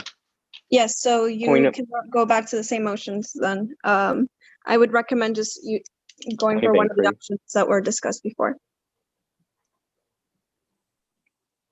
Just a point of inquiry. The reason I asked for an attendance is because I also know that some people wanted to have voted, but their Wi-Fi was cutting out. So I think that is what would have changed the numbers. And that's why I guess would- I'm if begging. anyone had, so like if anyone who is currently in the meeting had this issue, maybe what we could do is do like a very informal straw poll and see who had that issue. If the number of votes would change the outcome, then theoretically you could motion for a revote. Otherwise, just one of the options that were mentioned by Senate Chair and me would work just fine. Point of order and clarification. I do want to see this sorted out as much as the next person. Just it's my understanding that straw polls were not permitted within Robert's rules. Is this an exception where we can make this work? Yeah, you're correct. The straw polls are not permitted by Robert's rules. I'm trying to figure out a way to go about this without like wasting too much time. I think the best way to go about this is just accepting that the motions failed at the time that they were introduced. So either introduce a different motion. It can be like, you know, just starting discussion for 3 minutes instead of 2. That would work because it would technically be a different motion, and just discuss whatever you guys need to discuss, where you're going to split the bill, and then enter voting procedure. Another option is what Vinny said, which is just splitting, making a motion for an amendment. And that would be pretty much it. Point of order, if we really wanted to, I think we could just start a new session of Senate. So we would adjourn and then no one would leave the call and then we would reconvene a new meeting. I guess that would also be an option. I mean, never been done before. It's really never been done before, and I'm not sure how effective you would be in dismissing Senate and keeping people here. It's definitely up to you guys. There's several ways to go about this, some easier than others, so it's just a matter of preference. Senator Toplensky. Before I say my motion, I would just like to say the reason I'm saying my motion is because this topic does need to be talked about. This is about the transgender community, which is constantly overlooked. And we are doing that right now. So I would like to go with what Senator Faruqi said. And I hope everyone will stay on so we can have a quorum and we can talk about this and really work together to create something that will help Greek life, BU, and the trans community, or transgender community. I apologize. May I interject for a second? Before I say my motion, I'll give the Yeah, floor. so I just wanted to make a quick note. If you guys are going to dismiss the meeting, make sure that you make a motion to postpone yes. the proposal then to the next meeting, and then once you re-enter the meeting, then you would be able to basically reconsider it. Motion to right. postpone Senate Resolution 12 for 9:40, which will be the next Senate. I need a specific Senate meeting, not the time, please. I don't the know, record. Senate meeting 12 or Yes. Senate 12. It would be Senate 12. Do I hear a second on this? Second. All right, so with this, we are looking for a simple majority vote, and with the new numbers, that will be 17 people.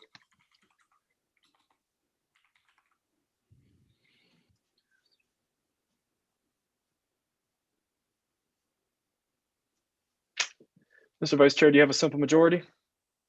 I have a simple majority. All right, so with that, the motion passes. Senate Resolution 12 will be pushed into the next meeting. I am going to allow open forum first before this closes because I know people have things to address and I know this is also an important discussion. Considering this is the last meeting, I would like just to have open forum done, and then as we move into Senate, I'm going to theoretically just call it 11.5 for right now. Is there anything that people wish to address first in open forum? Point of will not be- inquiry. Yes. Will there be an open forum in the new Senate meeting? No, That I is will going not to be be opening up convened? open forum in Senate 12 as of right now, just due to time constraints. So if any of you have things you wish to address, please do so now. May I Go right ahead. address Senate? Yeah, so just so everyone knows, the intent form for SEC launched today. It's live. I'm going to send Vinny a link to, it's a Qualtrics survey form, and you should be seeing more advertising for that on the student government Instagram in the coming days. But if you're interested in running for student government, you need to fill out the intent form, e-board or at large. And it's going to be open over break until February 15th. Thank you.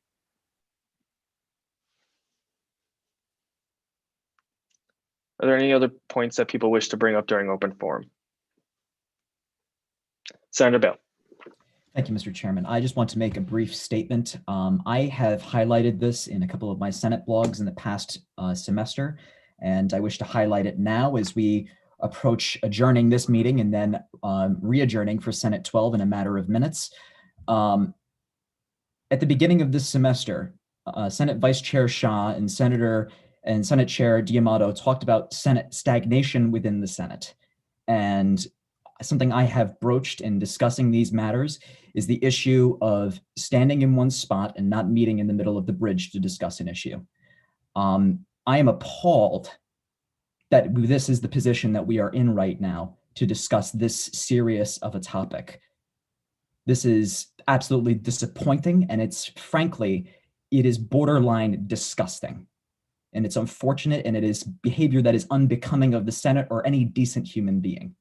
With that said, in the spirit of getting things done, because we are here as the representatives of the students, and if we are here to do something for their betterment and for the betterment of our organization and this university as a whole, when we re-adjourn, let's spend less time repeating the same things about issues that we have and working together towards making it work, because that's how we're supposed to function.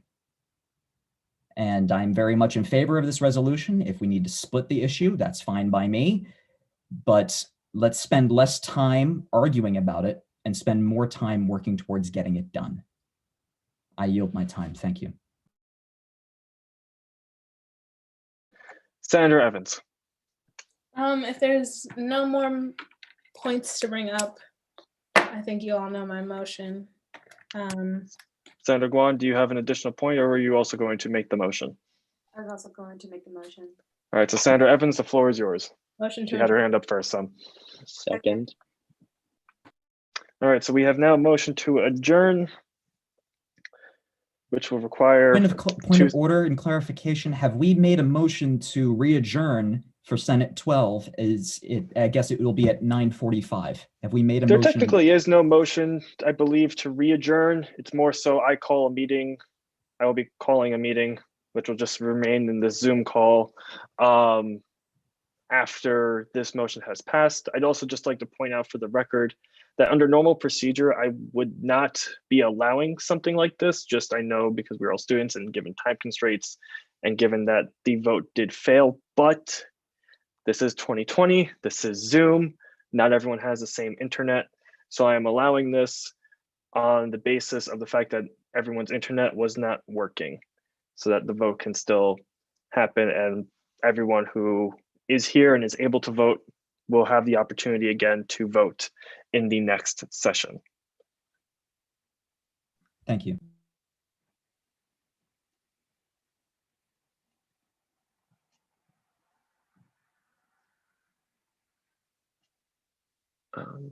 So again, the motion on the floor is a motion to adjourn.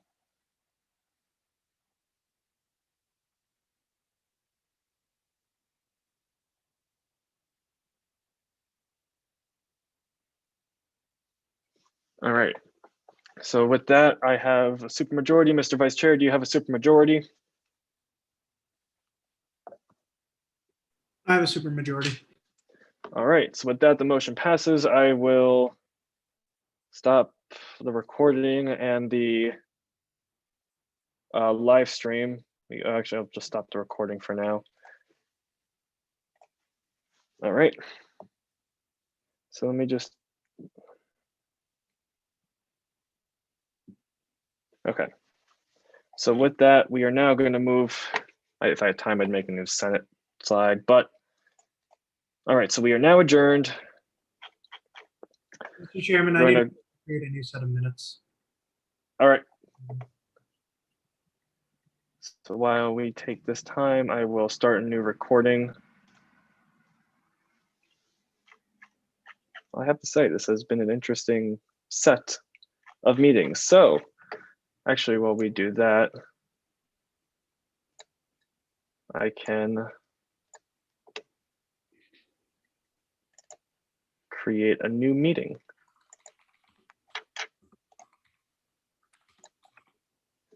Point of inquiry, since this is Yes. in a sense like just talking time, I just wanted to add that right now I did get a message from the BU-Trans listening circle saying that If this is in regard to the resolution 12, please wait until we're in discussion.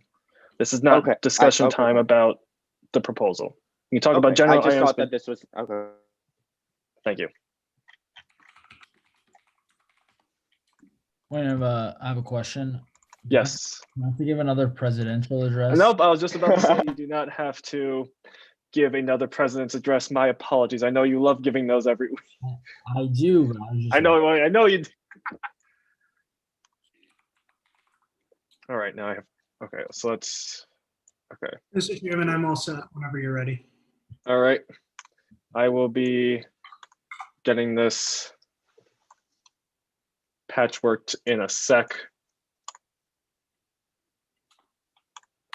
And then throw you, why are you not going over there? Why is dictionary opening up? That's interesting. All right, let me stop sharing here. I will put this into Chrome.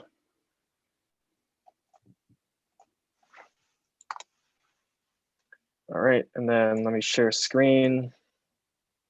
I believe this is it.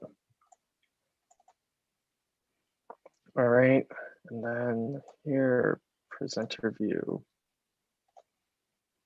All right, welcome everyone to Senate 12. Today is December 7th, 2020. We're gonna start off with roll call. Savannah Majarwitz.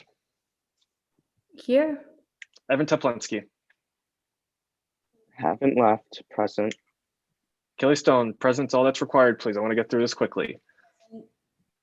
Bella Noel. Present. Dhruv Kapadia. Present. Hassan Farouki. Present. Janez James. Janez James. Oh, not here before. Jessica Zhang. Present. Spencer Kwan. Present. Lucy Kosova. Present. Navia Kuturu. Present. Shahaf Dan, I wasn't here for the previous meeting. That has not changed them. All right, Sui Moawo. Present. Vivian Dai. Present. Sum Yu Guan. Here. Brandon Yu. Here. Richard Siegelman. Present. William Harrison. Amanda Schneider. Present. Cameron Fisher. Sophie Jin. Present. Owen Kelly. Present. Maha Noor. Present. Shireen Bakre. Shireen Bakre. Cassidy Balboa. Present. Joanna Shie. Present. Noah Grafe. Present. Amy Luo. Present. Michael Leone. Present. Jaylene Ramirez. Jaylene Ramirez. Selena Chen. Present. Sky Maxwell. Jai Jin. Present. Carla Leone. Brianna Cole. Present. Mehar Ora. John Michael Aracena. Present. Ezra Bale. Present. Samantha Casas. Present. Celine Machin. Present. Shayna Evans. Present. Keely Massini. Present. And Juliana Torres. Present. All right, so with that, we are missing 1, 2, 3, 4, 5, 6, 7, 8, 9. Are we missing 9 people, correct? Yep. All right. All right, so with that, we are at 34 people today for Senate 12, which, to get numbers quickly, is going to be 23 votes for a super and 18, my apologies, for a simple majority vote. And obviously we have quorum. All right, so going to the agenda, President's address is not happening, but Senate Resolution 12. So we are again here at Senate Resolution 12. Per proper procedure, I do have to give you another 5 minutes if you wish to use that. Vinny, do you mind if I just make a quick note? I messaged you in the chat. I'm not sure if you saw it. No, I do not have the chat open.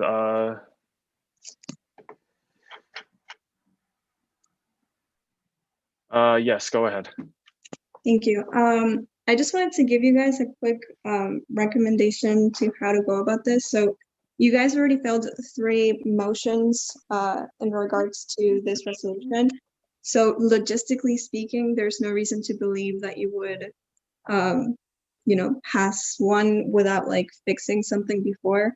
So I would personally recommend that you enter discussion at some point and basically gauge why people are opposed to taking a vote on this today before you motion to a vote, because once you do that, then we are going to, we may find ourselves in the same situation that we were previously. So that's just my 2 cents.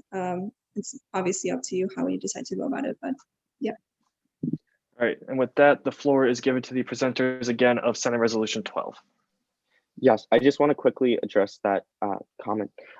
There has been a lot of backroom talk and a lot of talk about amendments on what we are going to do in order for it to be able to get to the pass part.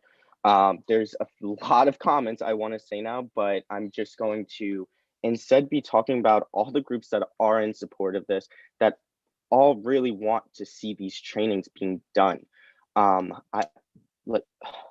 Savannah, if you would like to go first. Yeah, going off the groups, we've mentioned It's On Us, Campus Survivors, BIPOC Mental Health Committee or Mental Health Collective, Mental Health Committee, 16K. We literally just heard back from Be Trans Listening Circle.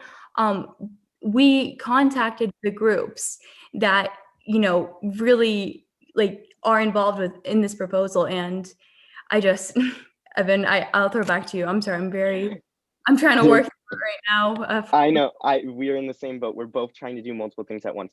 One of the things that we talked about with other senators was changing 2C to have it read, by January 25th, 2021, the student government president, IFC, and PANHEL will speak to Senate. So that way we're getting a direct line of communication with IFC and PANHEL. We're hoping that this solves some of the questions and some of the possible concerns or issues. I'm gonna throw it back to Savannah. I'm gonna just say a point of quick inquiry, and I'm gonna stop the timer for you guys. Point 2C, has that been changed, or was that has not been altered? That has not been altered. Okay. Because I don't think we can, unlike model unit, we can't do friendly amendments. So it would have to be one of the, I apologize for the terminology, but voting procedure in order to change it. Thank you. Yeah. I'll continue the timer. I think we have to realize that, okay, there's been a lot of complaints about Greek life for a while.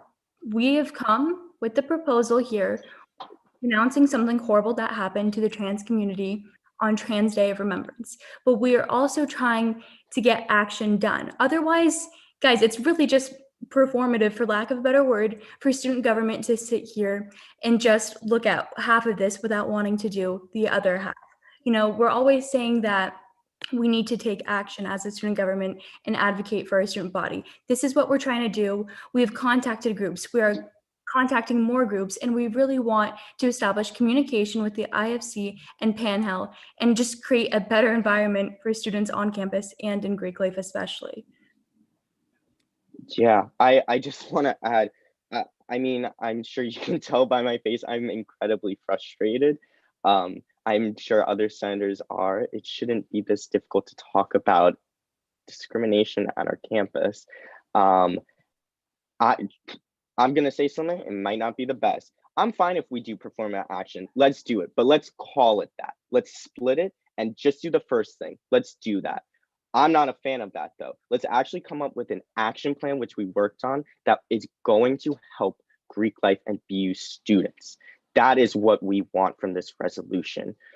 I wouldn't say I'm opposed to splitting it, but just realize that that is performative action by just voting on a denouncement, that there's no substance in that. We want to work with IFC and Panhandle to do better. If I have time, I would also like to throw it to Nico. He is the individual who was the start of all of this in a good sense, not a negative way. If Nico is there and would like to talk. Hi, everyone. My name is Nico. I was the one who first painted the rock. And first I want to say thank you to all the senators for having me here.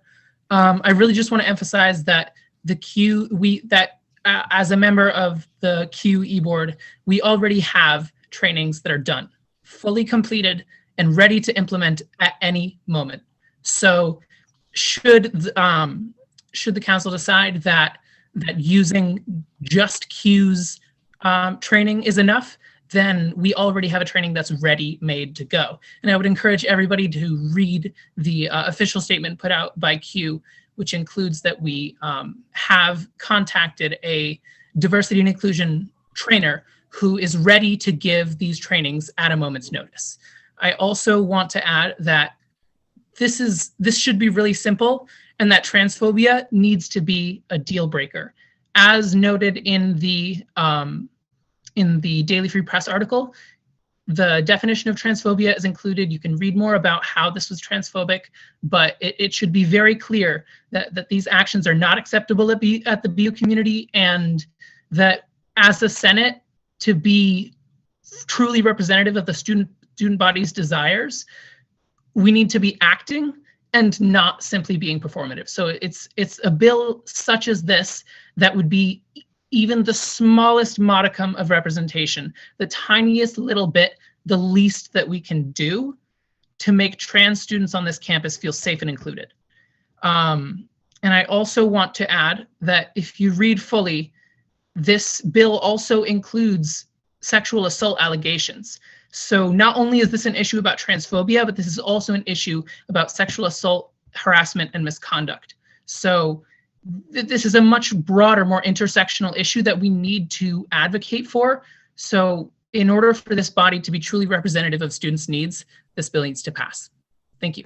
All right, thank you all. That time has elapsed. I will open the floor up to any points or motions. Senator Guan. Motion to enter discussion time 5 minutes, allotting 30 seconds roughly. 45 seconds of talking time per speaker. Second. All right, so the motion is to discussion time 5 minutes with 45 seconds per person. I don't know if that math actually works out, but oh well. Looking for 2/3 here.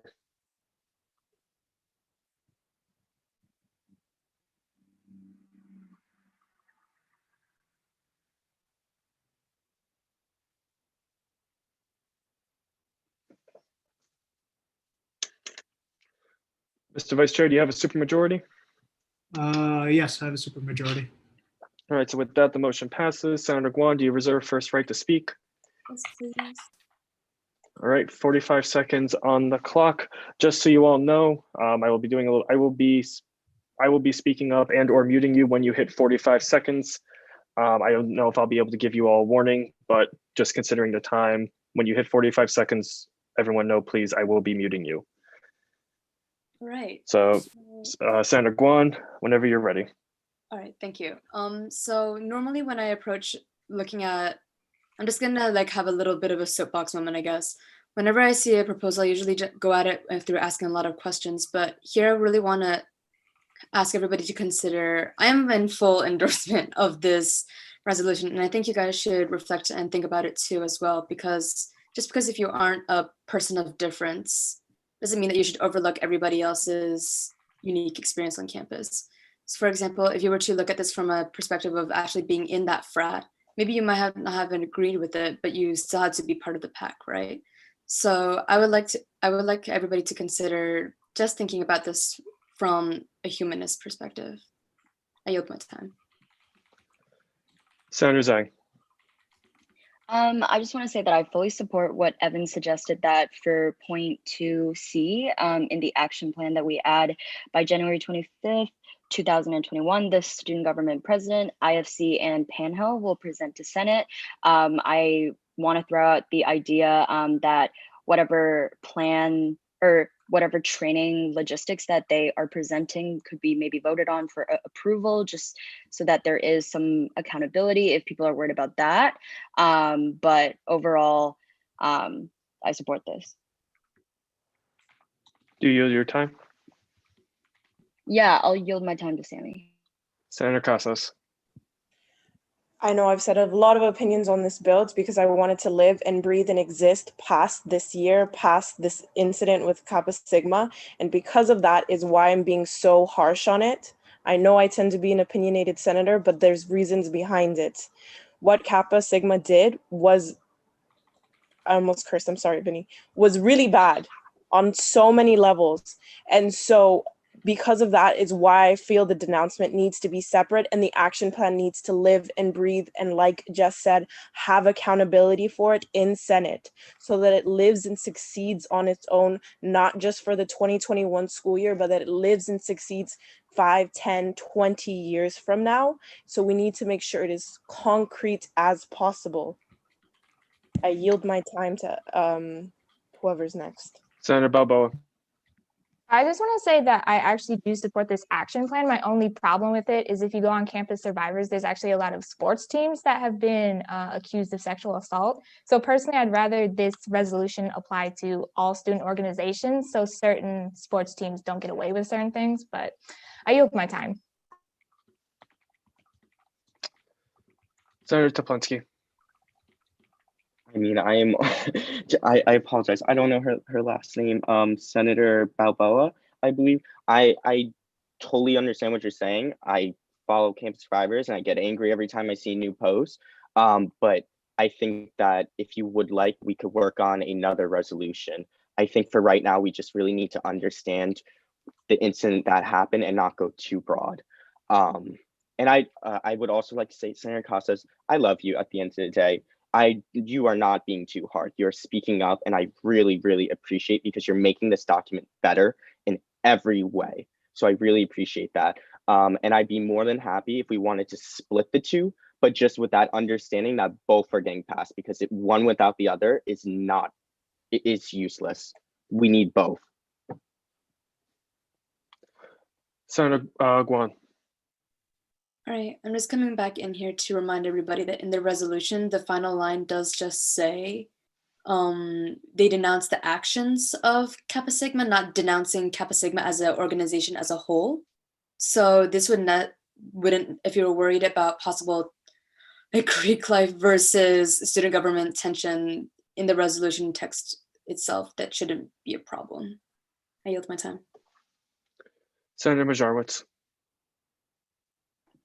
Also to address, I'm so sorry, I'm going to mispronounce her last name, Senator Balboa's point about addressing other instances of sexual assault. 16K and MHC are working on another sexual assault action plan, so that will be addressed.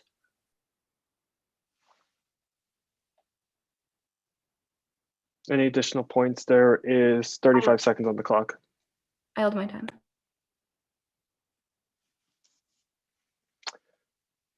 Senator Massini.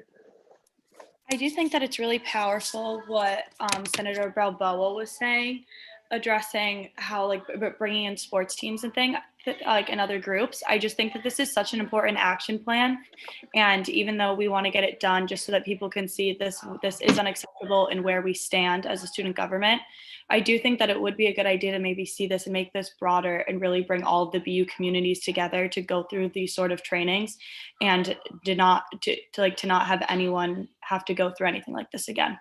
I yield my time. Thank you. And with that, discussion time has elapsed. I will lower everyone's hands and open the floor up to any points or motions. Senator Teplensky. Motion to amend Senate Resolution 12 to Part 2C or Appendix A 2C. I sent you in the chat, but it should read by January 25th, 2021, the student government president, IFC, and PanHealth will speak to Senate. Second. Second. All right, I will copy that language and put it into the chat. So that is the language. I believe it's just the first sentence and not part of the second. Correct. And then the current language right now, just so you all have context, is Boston University Student Government, IFC, and PanHealth, and along with recommended student clubs, if interested, will help plan, organize, and execute these trainings and workshops. Senator Teplensky, do I have that correct? Or is that? I think you're reading. Oh, that's point two. Point 2C. Okay, point 2C. So the current language of point. The current language of point 2C states that by January 25th, 2021, the student government president will speak to Senate. The speech will answer the following logistical questions, in which it details the questions. So to motion to amend this, we are looking for a simple majority on this. I see everyone's hands are already raised, so I will count that.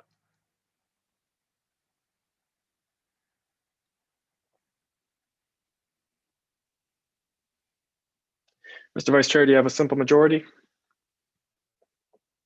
Yes, Mr. Chairman, I have a simple majority. All right, and with that, the motion passes. Point 2C under Appendix A has been amended to reflect what was put in the chat. Lowering everyone's hands. I'm just waiting for that language to be edited, please.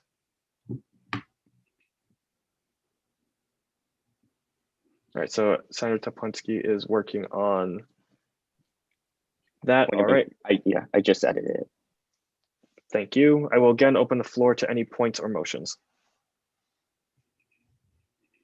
Senator Casas.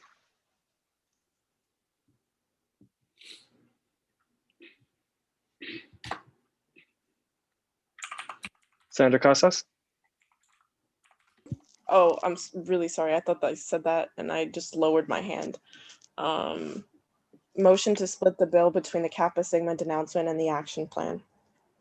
By split the bill, do you mean divide the question? Because yeah, divide the question, sorry. Okay, so we can only divide the question when we were in voting procedure. We are not in voting procedure right now. Cool, sick.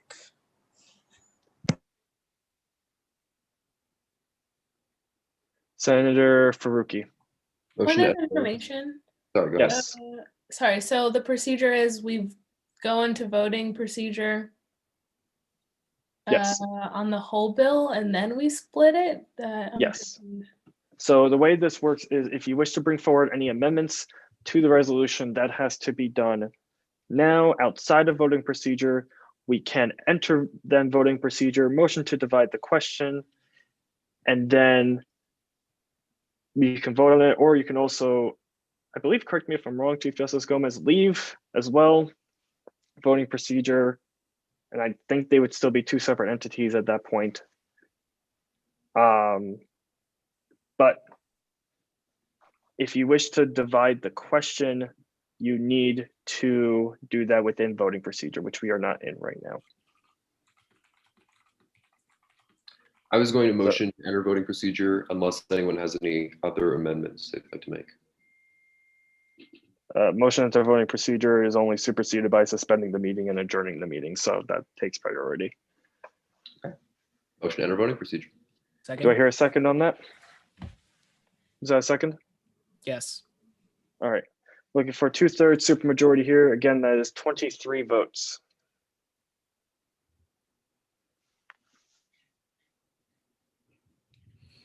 Give you guys 5 more seconds to raise your hands before I count.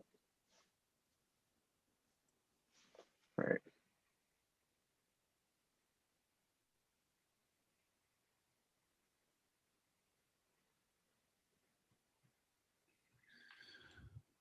All right, so I have a supermajority. Mr. Vice Chair, do you have a supermajority?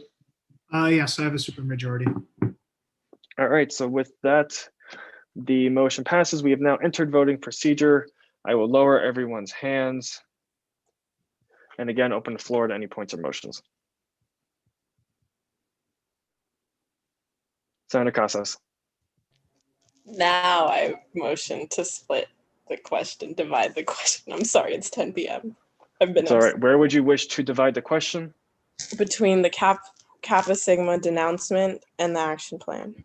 Point of inquiry.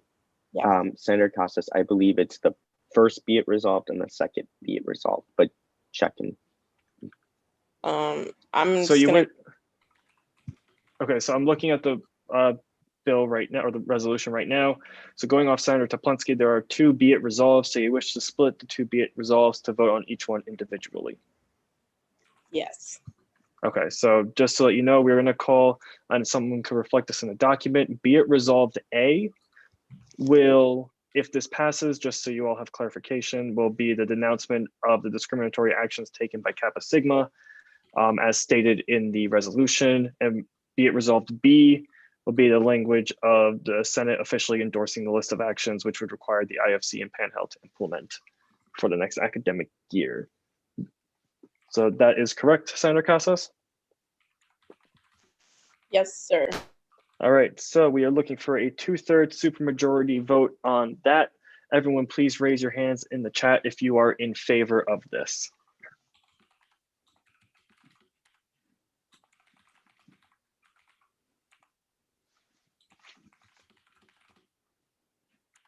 Give it 5 more seconds.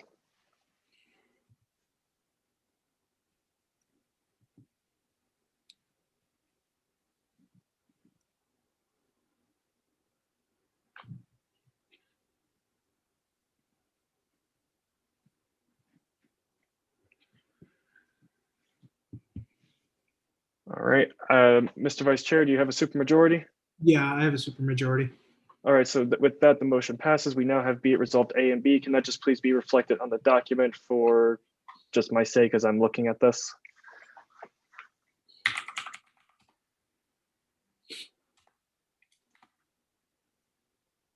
Wait, am I looking at the wrong piece here? Has someone edited it yet? Point of, I have not. I do not know how you would like. Okay, that way just to help keep better track of it. Thank you. Yep.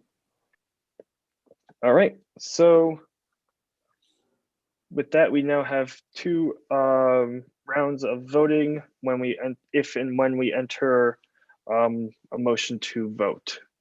So I will now again open the floor to any points or motions.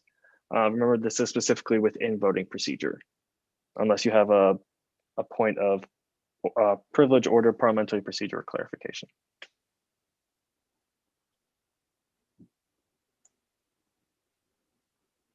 Senator Guan. Motion to enter voting procedure on resolution. We are in voting procedure. Okay. Then I withdraw my motion. Senator Casas. Motion to vote on be it resolved A or section So A. Yes, we will be voting on both because it splits into 2 more votes, which will be voted on separately, but I believe we do them concurrently, unless I am incorrect. What do you make concurrently? Like one will be voted on, we'll be voting on both at the same time, but like one vote. Do we have to motion to vote on each one separately, or do we have to motion? You need to motion to vote on each one separately. Okay. Yeah.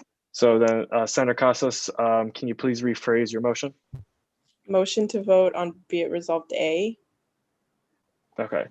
So be it, okay, so I will, Mr. Vice Chair, if you can create part B. Yes, sure thing. As in a voting form, Mr. Chairman? What was that? Create what exactly? Create a new voting form. Yeah. We're doing B. I will send the language to you.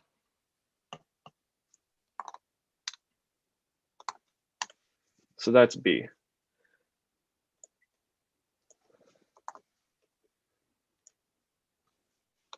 All right. All right, so do I hear a second on motion on Senator Casas's motion? Point of information. What's the motion again?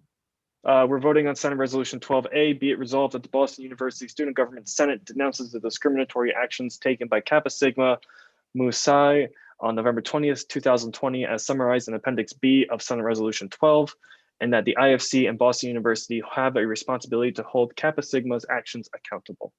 Thank you. And since I've heard a second, I'm looking for a simple majority vote here. Everyone please raise your hands if you're in favor of this motion. Also, this language will be in the form that I send out to all of you. Sorry, could I make a quick note? Who is that? Andrea. Yes. Yes, so Samantha split the question after point A, which means that you would now be voting on everything before and up to point A. So you're voting on the words. Yes, so like once you split the question, it means that it's divided into two halves. So if you're on the doc, I'm going to highlight everything that you're voted on right now, which is including all of this. And then you would be voting on this part. Yeah. So point of personal privilege, do you mind changing the color, just the highlighting background? It might help. Because I didn't see you when you highlighted there. Oh, sorry, I don't have edit access, but I can just highlight it again. So like everything that's highlighted right now, that's what you're voting on right now. Once you're done, you would be voting on part B on its own, and then yeah, that's it. Would it be everything after part B as well, including the appendix? Yes. Okay, so point of personal inquiry, what I'm highlighting right now, and then appendix B, because it is cited in there, that's what we're voting on. Wait, can you repeat that? Sure. I'm currently highlighting on the doc because I do have edit access. Is that what we are voting on? And yes. Then appendix B, because appendix B is cited in that point, be it resolved 1.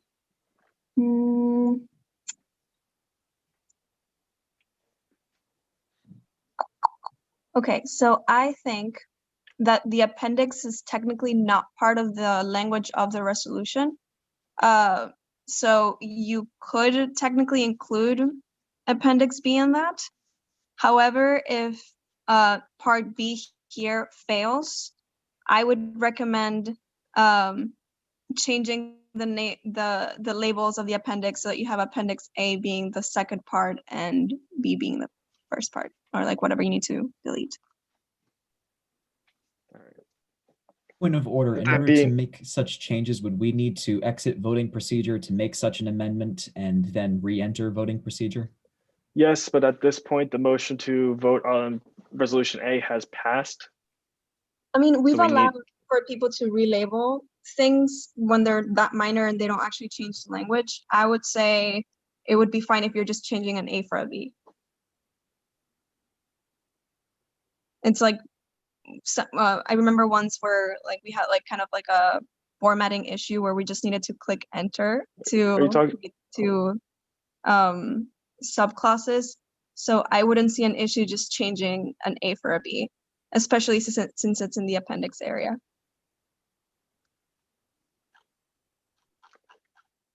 All right, I'm gonna go with this. I'm just going to go against normal Robert's rules, considering the time we're all students. If you wish to, I'm going to lower everyone's hands. If you wish to vote for this amendment, please raise your hand. I know this is not proper procedure, but it is 10:18. Point of inquiry while people are voting. Can I give you edit access so that, because I'm lost a little, just do you mind giving me the email you're currently on so I can then give you edit access if this is voted upon? Okay, so this motion has passed, so the amendment will be in place. Can you, Chief Justice Gomez, can you, I don't know where all this language is happening. Would you be able to do that? Sorry, can you repeat what you need me to do? Change the B to an A, you were saying? Oh, yeah, I don't have vetted access, but if you share it with the judicial email, I can do it. Thank you. That's SG. sgjud@bu.edu. You now have access.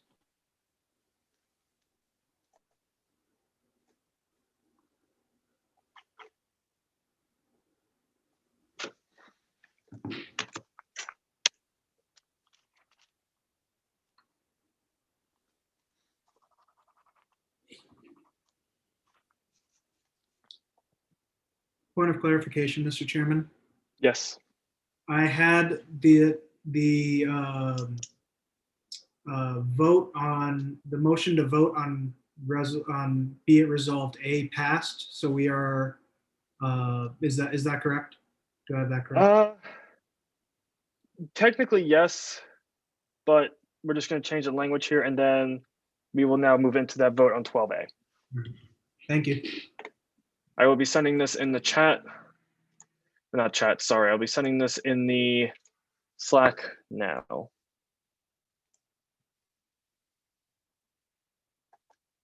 Also, quick thing, I texted you, Evan, but just Yep, I just responded. I'll look. yeah, just make sure that it's how you intended it to be. I just changed the letters, but yeah. Yep, it looks good. Thank you. Mhm.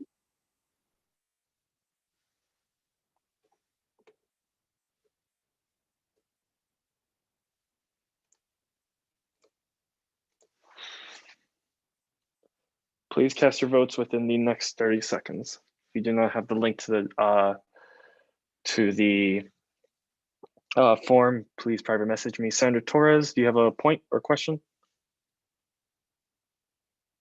Oh, I'm sorry. I did that by accident. I apologize. Point of order. I've noticed the voting form says as summarized in Appendix B. The bill itself says as summarized in Appendix A. Is that going to be an issue for us once this vote is passed? No, I will change that. I just forgot that was there. So please, here, I will actually change that now. Where is it? Appendix.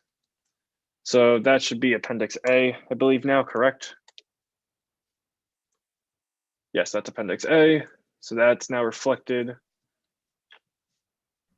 Yes, that's reflected in the voting form. All right. 5, 4, 3, 2, 1. With that, I'm going to close the voting form. So with 25 votes in the affirmative, this motion does pass.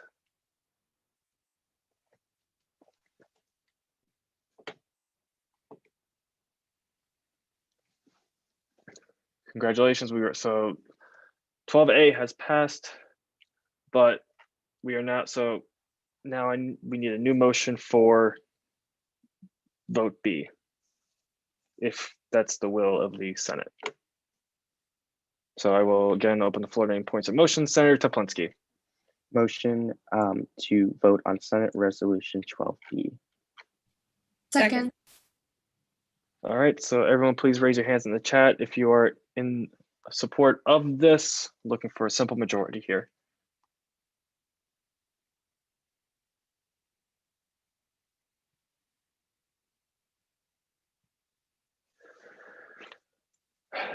All right, I have a simple majority. Mr. Vice Chair, do you have a simple majority? Yes, Mr. Chairman, I do. All right. Is the voting form in the drive? Yes, the voting form is in the drive and labeled as be it resolved B, or be it proposed B. I don't remember what I wrote. And then I'll change that to Appendix B to reflect the current language, and I will send it out.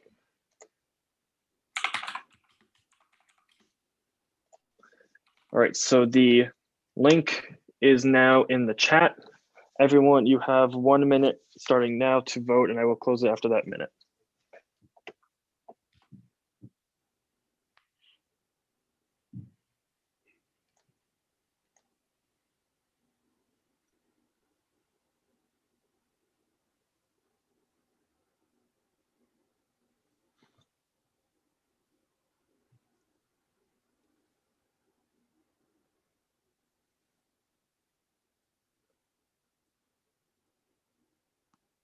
30 seconds.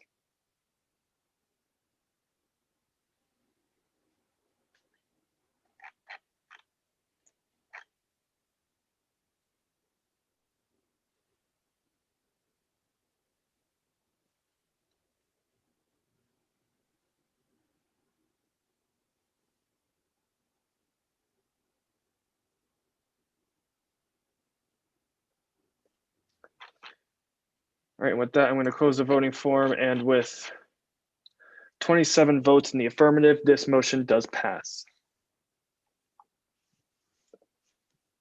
Oh, congratulations. We have Resolution 12A and 12B, which have now passed. As I said previously, there will be no open forum. So the floor is open to points or motions. Senator Faruqi. I move to adjourn. Point of inquiry, point of inquiry. Point of inquiry in regard to what? Do you happen to have the numbers on how many people voted for each, for and against? That will be on the public voting forum once they get. Okay. I'm sorry, Evan, it's 10:25 already. I don't have those numbers in front of me. Oh. All right, so please vote in the affirmative. Raise your hand if you wish to vote in the affirmative for this.